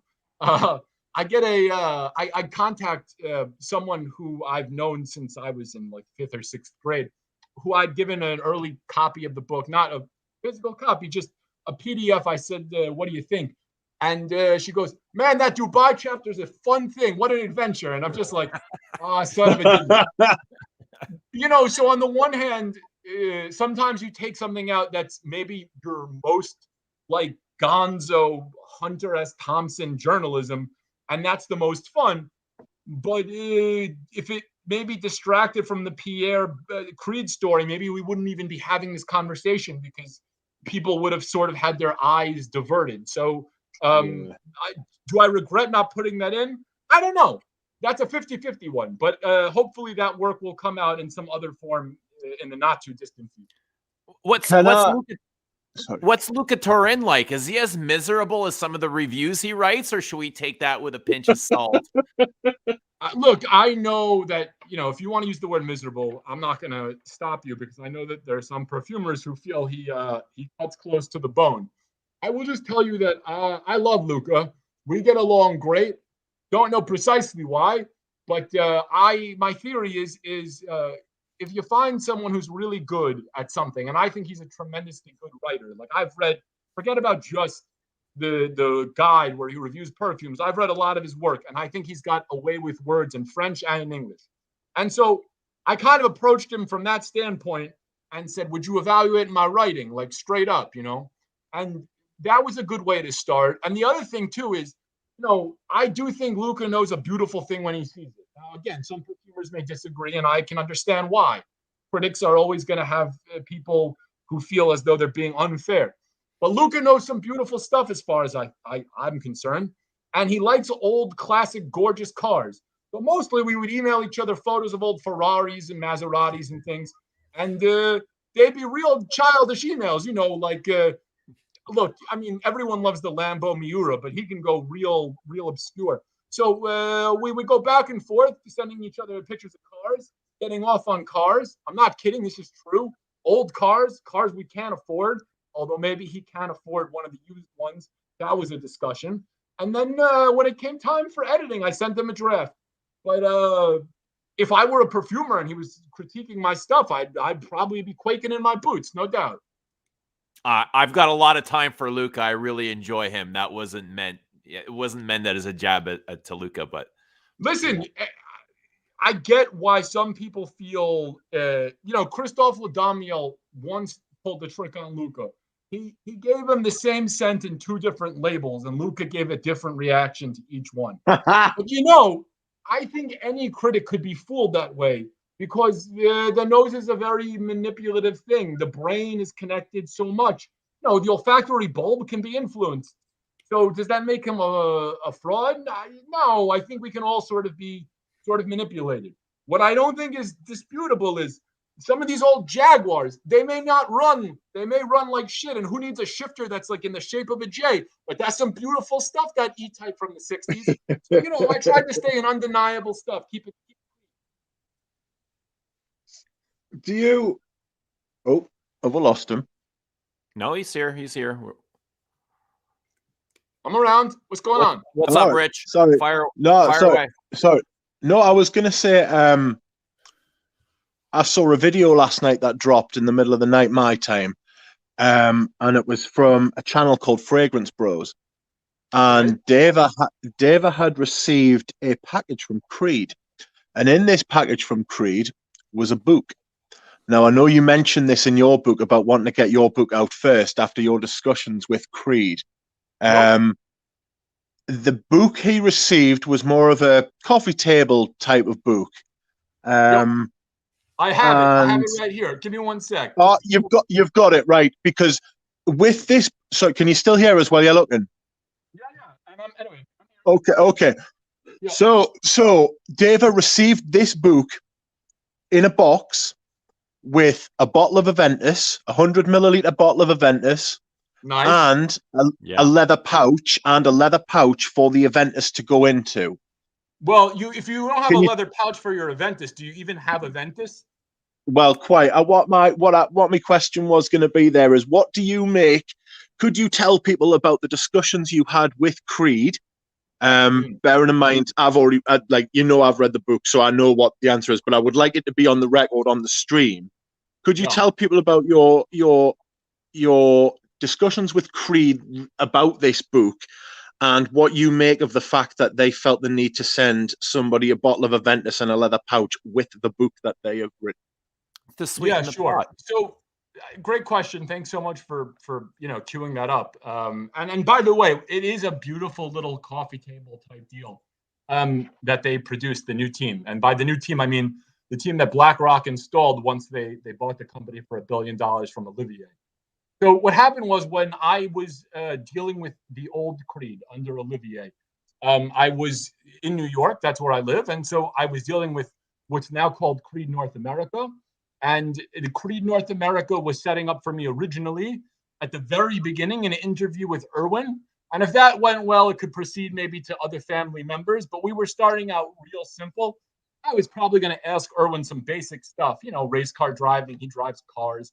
I wasn't going to press him very hard to begin with for any number of reasons. But the primary one is, this was so early on in my research that I was still writing the book about the lives of perfumers. I wasn't writing the Bourdon book yet. Anyway, there's always going to be some negotiation between a company and a journalist about, when the interview will be and what the terms are.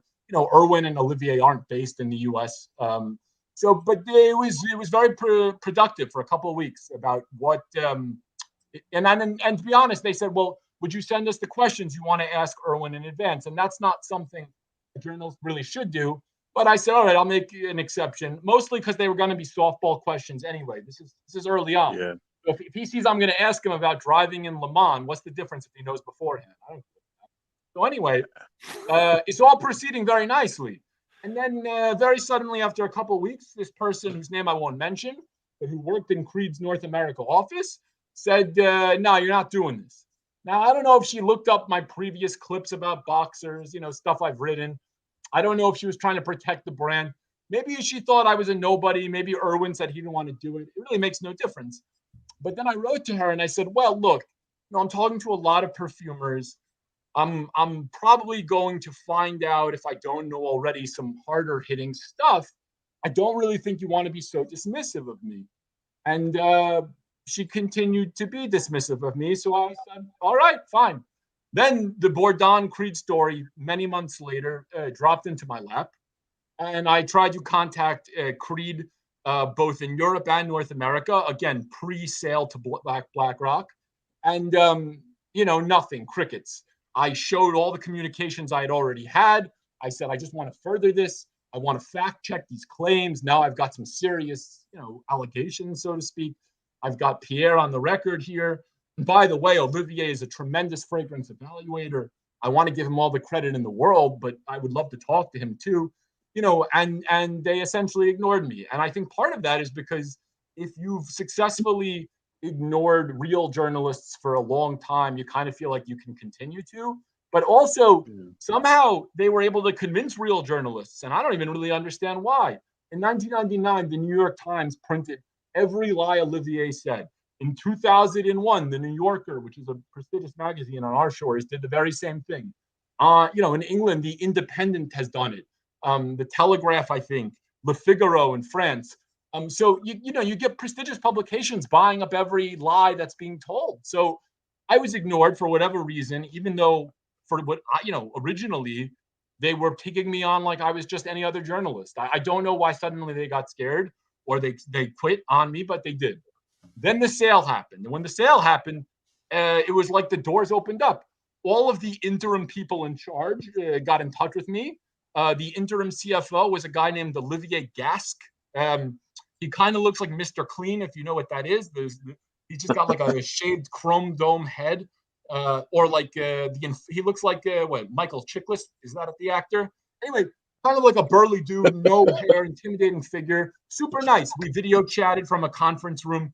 He was the interim CFO, and from there the conversation progressed to the current team. So the current chief marketing officer only took the position in, I think, June of 2021, middle of the year. His name is Gordon Giles, good dude. His boss, Sarah Rotherham, CEO, she was the head of Penhaligon's and Miller Harris. So these are some talented and people who were hired because they have real legit experience. These aren't fakers. Anyway, Gordon said to me, the chief marketing officer, we'd love to help you with your book. We'll go to our archives. And this is at the very beginning of his tenure. We'll go to our archives and we'll see if we can help you out with our historical materials. And in my mind, I thought, great. And I wrote great. But I figured if he saw those historical materials or the lack thereof, he may change his tune. So a couple of weeks later, he wrote back and said, yeah, well, we're doing our own book. So we decided we should do our own book. You should do your book. And that should be a separate thing. You know, you understand. And I wrote back, I definitely do.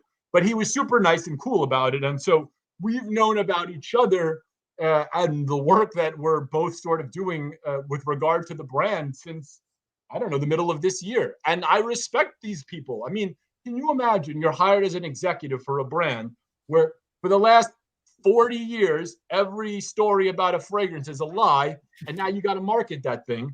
Granted, it's an interesting marketing challenge, but it's not exactly like, you know, you've been given the keys to a castle. You've been given the keys to a castle that's got a lot of like scary nooks and maybe some people like buried in the dungeon, you know. So I respect Gordon. I know that the work that they've got to do is a very fine balancing act between not saying everything before was fake, but also not saying everything before was real. And anyone who gets this can find the balancing act because they don't hide it. I'll read it to you.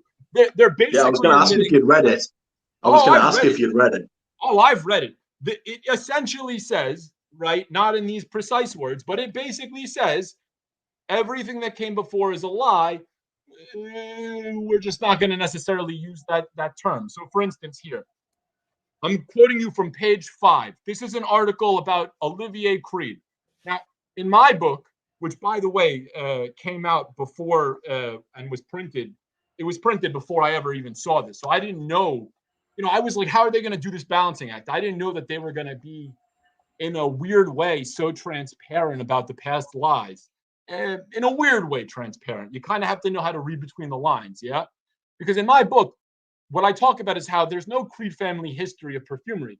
In 1963, Olivier Creed got some scents made for him. And then he went out to a city, and he was in Paris because the family tailoring shop, they made clothing, was in Paris. They didn't make perfumery. So he took he got some perfumes commissioned. He took them out from Paris because in Paris, he knew Guerlain, Dior, they'll kill me. I'll never sell any scents here. He went to the city of Lille, smaller town, more industrialized. Maybe he's got a chance to sell some perfume there. He went to a small shop called Le Soleil d'Or, and he tried to sell his scents there. And I spoke to the people who run Le Soleil d'Or currently, and I have a book of history, like a Le Soleil d'Or commissioned a history book about its own past some years ago, and I have that as well. So I know that Olivier Creed began the whole Creed perfumery thing by going to the boondocks and seeing if he could sell some scents. And by the way, back then, his Ghost Perfumer wasn't Pierre Bourdon, and the scents weren't as good as they were going to be because he hadn't yet found the right ghostwriter. So that all begins in 1963, according to the shop in Lille and all the other research. Now, maybe he originally commissioned them in 62 and he went to Lille in 63, but either way, there's nothing before then. And obviously, he's not a perfumer and his family has no history of perfumery. Did I think that this Creed book here was going to come that close to saying the truth? I didn't, but this is from page 5, and now I'm going to quote it. A book could be written about the successes that followed, the Queen Victoria years, the Habsburg connection, and the scent for Mr. Churchill. Would likely be nestled among other intriguingly titled chapters. So intriguingly titled chapters is sort of a way of saying, there are some stories about our brand, but now I'll continue verbatim. However, if we're to focus exclusively on the man behind Creed as the world knows it today, then our story really begins around 1962. Brilliant. So, I mean, right now, it's really clever. The official Creed book, if you know where to look, top page 5, saying you can have a chapter called The Scent for Mr. Churchill, but by the way, it starts in 1962, and it starts with Olivier. And there's a quote. Olivier says, I started to make fragrances when I was about 18. My grandmother helped me a lot. That's supposedly a quote from Olivier. Now, let's just say, first of all, that he didn't commission the scents in 1962, that he really did stir them in a bowl with his grandmother. Well, if that's true, then A, the family history of making scents for royalty is false, which it is. And also B, Yes. you're not a master perfumer. You've been studying with your grandma in the kitchen. You got to learn from other perfumers. Pierre Bourdon went to a school in Grasse, and then he studied with Edmund Renitska, the guy who did Eau Sauvage for Dior. Well, you start with your grandma, so you're a master perfumer now. I start with my mom in the kitchen. I can't cook for shit. Anyway, the whole idea, and by the way, like, my grandmother helped me a lot. All right, sure. All right, whatever. But the whole idea that we could have chapters called the Habsburg Connection or the Queen Victoria years, a scent for Mr. Churchill. However, if we're to focus exclusively on the man behind Creed, our story begins around 1962. Yeah, well, so does my story in the book because there was no Creed perfume history. Not before that year. So it's not exactly a response to your book, but it does sound like they are doing a little bit of damage control. What would you? Because I think we attacked the same subject at the same time. So my book was in the printing press when their book is going to the printing press, like almost literally. And my anxiety about that is in like the final pages of my book. That here I am with a book, and their book is going to be coming out. Who knows? You know, they could. What could be revealed in that book? I don't know, but what if it for somehow, some way makes me look like an arse, right? Like I've done all the research, but you just never know. So, but meanwhile, their book does come out. And as it turns out, you know, because BlackRock paid a lot of money and they installed really good executives, they are trying to pivot so that the history as a story isn't really touched, but so that the truth isn't entirely buried either. They are walking a fine line because they have to. And to be honest, while I think it's a little bit shady to be doing it their way, if you're an executive and you've got to do that kind of pivot, I don't really know what other way to do it. You can't come out and say it's all baloney either. So they're trying. Do you think BlackRock did the research before they bought Creed? Do you think they were aware of the truth? And I was going to ask at what point do you think that BlackRock found out that Olivia Creed was full of shit? I think before they dispensed with all of their money. They're really good. They're really good. It would shock me if they didn't know before they bought the brand. I think it's been a financial acquisition for them. I think they knew this and had a plan for it and didn't care. I mean, also keep in mind that Olivier has a chance to get a ton of money. He lies to these people, takes the money, and they find out. He'll lose that money, and he'll go to court and also lose the rest of his life. So, you know, he has little incentive. If the brand is making $200 million to $270 million pre-pandemic based on the scents that are out there, and the scents are made by not him, but the scents are making the money, you know, BlackRock's paying to get that money from the scents. So I don't think he would jeopardize, and I don't think BlackRock is silly. I think everyone knew what this was. This was a guy who had invented a mythology, who had been using a ghostwriter.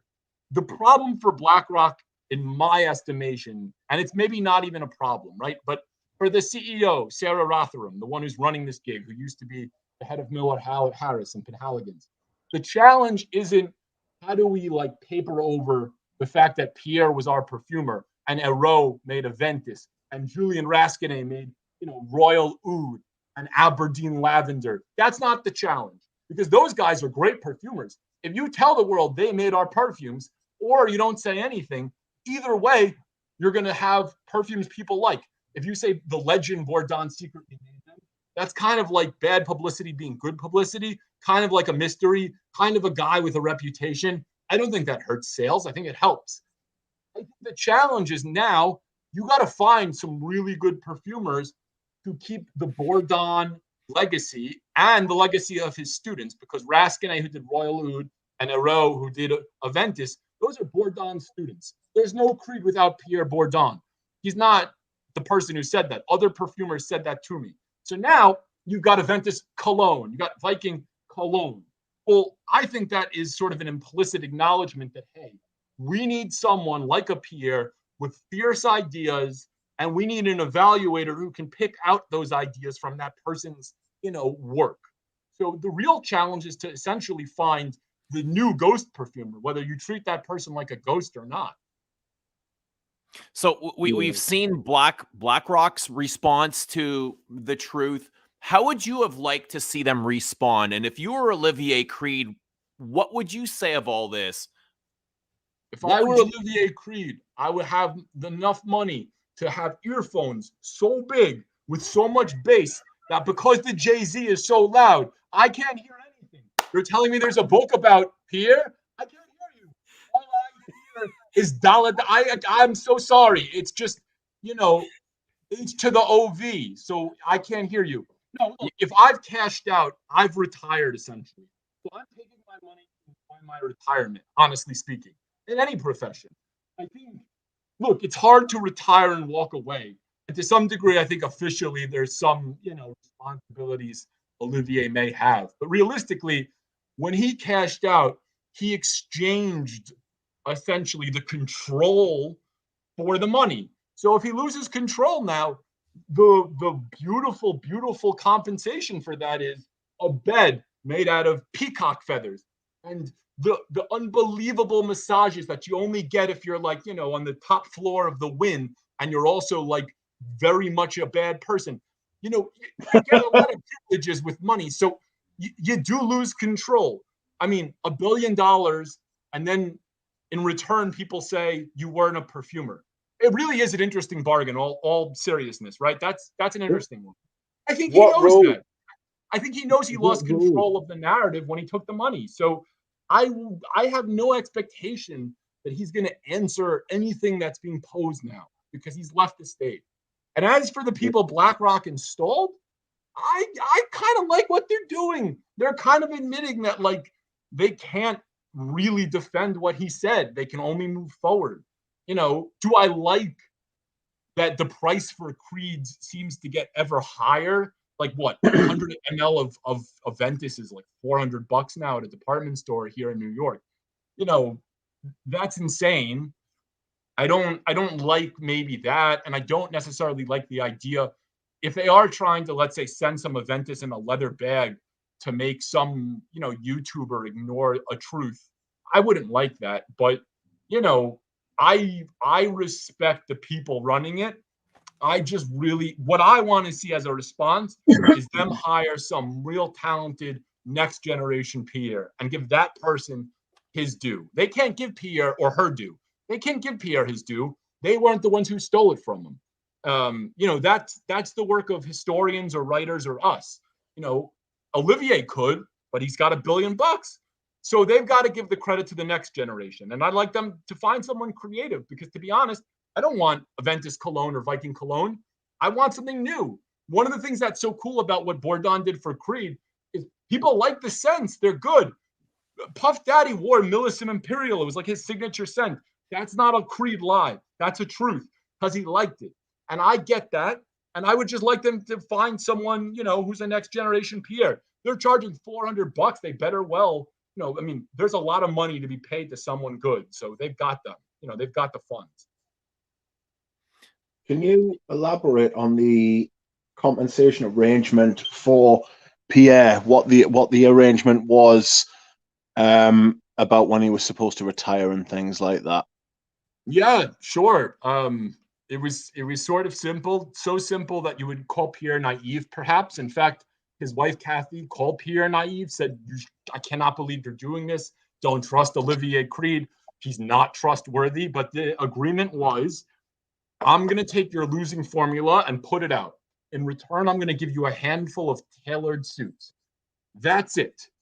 But on the day of your retirement, I will give you a huge sum of money, a sum that Kathy Bourdon, Pierre's wife, told me.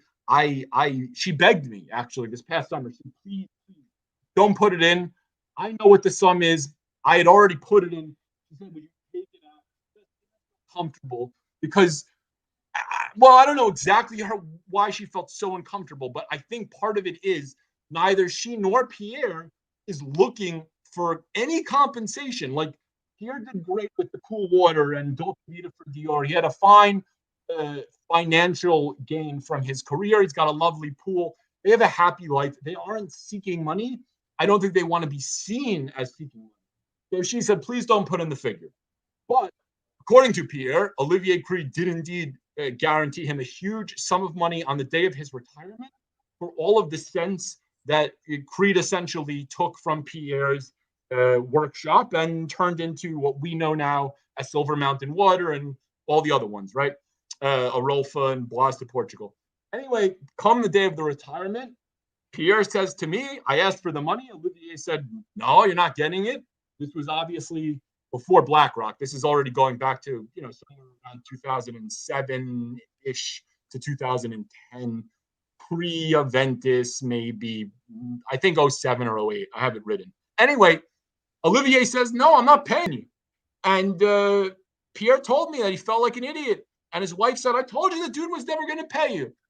Now, there is one small little codicil to this, which is, let's take Blas de Portugal. When Pierre had that formula taken by Olivier for Blas de Portugal, Pierre at that time was running the Paris office of the Japanese firm Takasago. So what that means is that any time Blas de Portugal is made, all of the raw materials come from Takasago. Now, if you're helping to run an office of Takasago, it will benefit you financially for Takasago to be selling oil for Blas de Portugal to Creed. So indirectly, it will help the company. That being said, it's not like Pierre owned in the entirety of Takasago. And he also didn't work just for Takasago. Over the course of Pierre's career, he was at Roar, but he never did any sense for Creed while he was at Roar. Subsequent to that, he was at Takasago. He was at Quest. He was at Fragrance Resources. So he's at these small companies. Does it help that Creed is buying oil? Yes. Is that an actual fee to Pierre? No. Did he just get a handful of suits? Yes. Did Olivier, according to Pierre, stiff him for a big sum on the day of his retirement without even blinking, seemingly? Yeah, he was stiffed. He's not bitter, though. I'm bitter for him, but he ain't. I promise you he's not. I tried to poke him into being bitter when I was at his house. He's bitter about other stuff, not about that. Is he a good interview? Does he open up? This is going to sound extremely egotistical, and I really don't mean it to be. I don't know that Pierre's ever opened up to anybody the way beyond people in the industry, beyond his students, beyond maybe his contemporaries, and maybe even beyond some a select few people that he knows from his university days. Although mostly, I think with his university pals, he doesn't talk about perfume. I don't know that he's ever opened up to someone outside of the industry the way that he did with me. So, yeah, he was a tremendous person to spend a day with for me. I'll tell you how it started. Basically, Jean-Claude Elena convinced Pierre to talk to me. I spoke to Pierre about my love of French literature, which is not a lie. I like Zola. I like Balzac. I don't like Proust as much, but that's because I'm a 19th century guy. Whatever. You can all hate me. Call me the weirdest dude. Doesn't matter. I don't care. Anyway, eventually Pierre, he would dictate emails. His wife would type out the emails, and he would dictate emails about his career. And this eventually sort of formed a narrative, a long, really interesting essay about his career and his life. And using that, I could ask him some really wonderful questions, but only because he had given me the basis, the sort of essential info. How would I have known that his grandfather was shell-shocked from World War I and hanged himself, and it had a tremendous effect on his father? I couldn't have. So Pierre got the ball rolling. And my only conclusion is he, for the first time, wanted to open up. And maybe everyone gets to that point. Maybe some people never do. I think for a journalist, you try your best and you make an honest effort. But if someone like Pierre decides to go for it, that's almost an act of courage on his or her part. That's something that I'm thankful for, but I can't take all the credit. I will say this. I was so thankful that Jean-Claude Elena convinced Pierre to start off with me, that I sent Jean-Claude Elena a Japanese flute, like a bamboo flute called the shinobue, because Elena told me he played the flute. But Elena's a very sort of contrarian figure. So when he received the flute, he thanked me, but he also said, by the way, I don't play the flute anymore. And that was it. That was like the end of the note. And I was just sort of like, well, I guess we're on good terms, but that's very contrarian. But Elena likes to talk in riddles. He doesn't want to be understood. So it's all good. Was Elena one of the perfumers that were happy to see this story come to light? He's not the guy who texted me and said, me and so are so happy the story came to light. So I don't know if he's not the one I was mentioning. There was 2 perfumers who had lunch the day after my book came out, and one of them texted me and said they talked about how great it was. He's not among them. That being said, he is Pierre's friend, and Pierre is happy about the book, thankfully. So I would like to think if Pierre's happy, so is Jean-Claude, but I don't know for sure. And part of me thinks Jean-Claude still plays the bamboo flute, and he's tricking me. I actually think he might be playing the flute right now. Is Pierre done? Is he officially retired? Like he is not creating anything more? Nope. Just the opposite. Pierre, in his very beautiful office with like a leopard print carpet, actually constantly writes new formulas. Now, I've had people who own perfume brands say, convince Pierre for me that he should sell the formula. I will pay him the biggest sum of his life for any formula he makes right now. But 2 things. One, this is true. Pierre is legitimately too scared to go before the public for criticism, pro or con, with his current scents. And so, 2, most of the scents are just formulas. And the ones he actually releases to the public, he releases through a single man. The man is Austrian, and they are only sold on a home shopping network in Austria and maybe also Germany, but I think just Austria. Yes. Pierre Bourdon, the perfumer, lives. And believe it or not, and I yelled at him. I legitimately said, Pierre, you're out of your fucking mind. You're one of the best people I've ever seen talk about perfume, let alone formulate it. I was with another perfumer, a current one from Givaudan, who said, you're a legend. Like, and by the way, he's not puttering around with bad materials. He's got raw materials that some people would die for.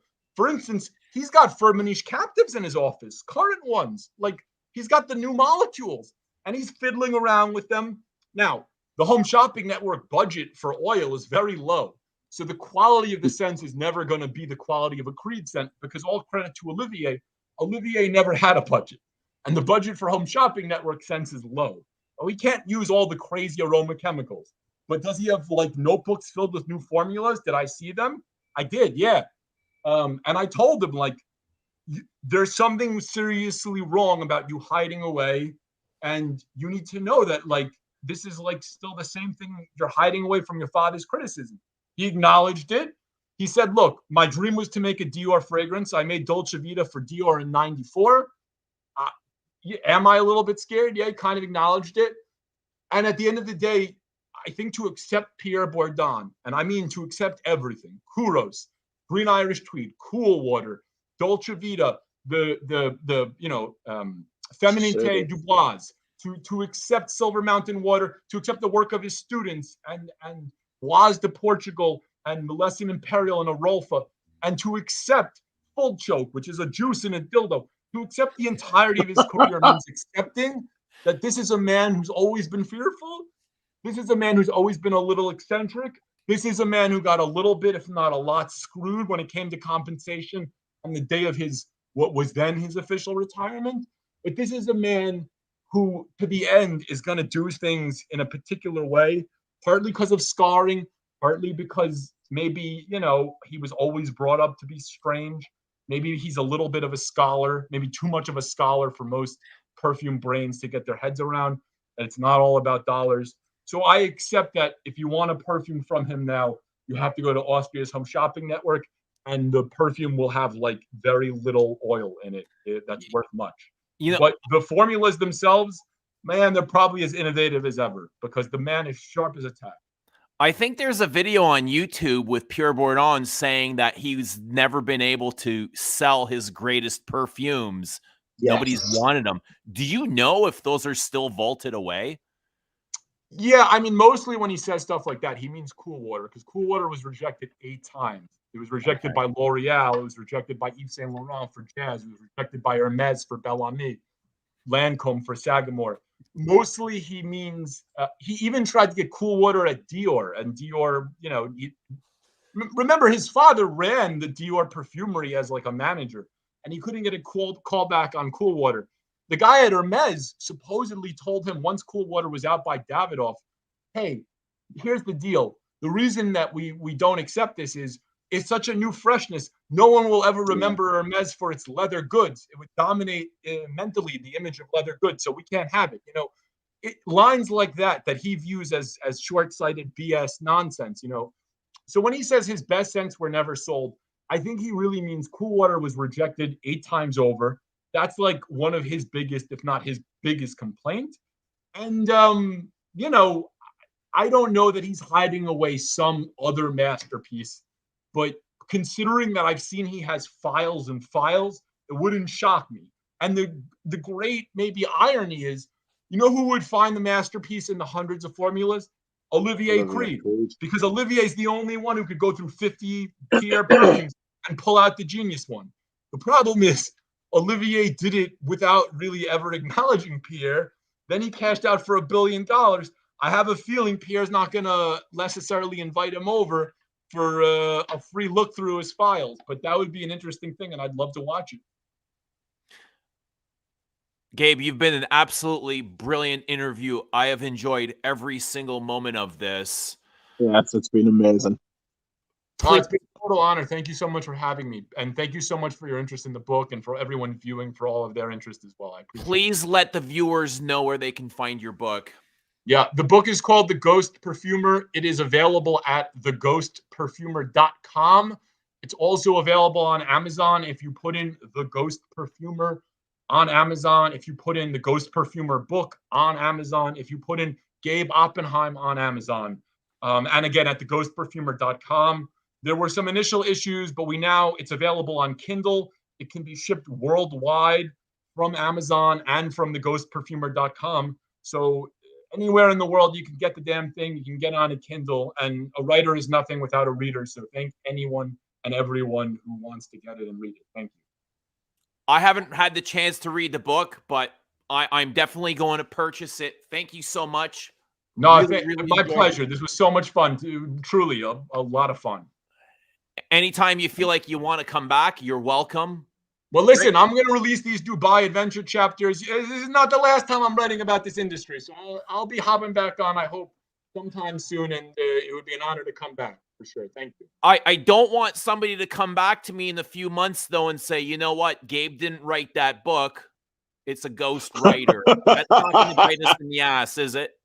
If this book wasn't written by me, I would love to find the person who did write it and have him return the 2 years of my life I spent doing this. But also, in the book, there are photos of me inside the house of Pierre Bourdon. I don't know if that's a hologram, but I'm pretty sure that's his wife, Kathy, serving us salad in the kitchen. So, you know, you explain to me who that is, if not I. Thank you so much, Gabe. Have a great pleasure. holiday. Have a good one, boys. And we'll Be talk well. to you soon. Yep. Everybody in the chat, Rich Mitch, thank you so much. Thank you. Everybody in the chat, thank you for being here. That was absolutely spectacular. Can't wait to see you again soon. Bye.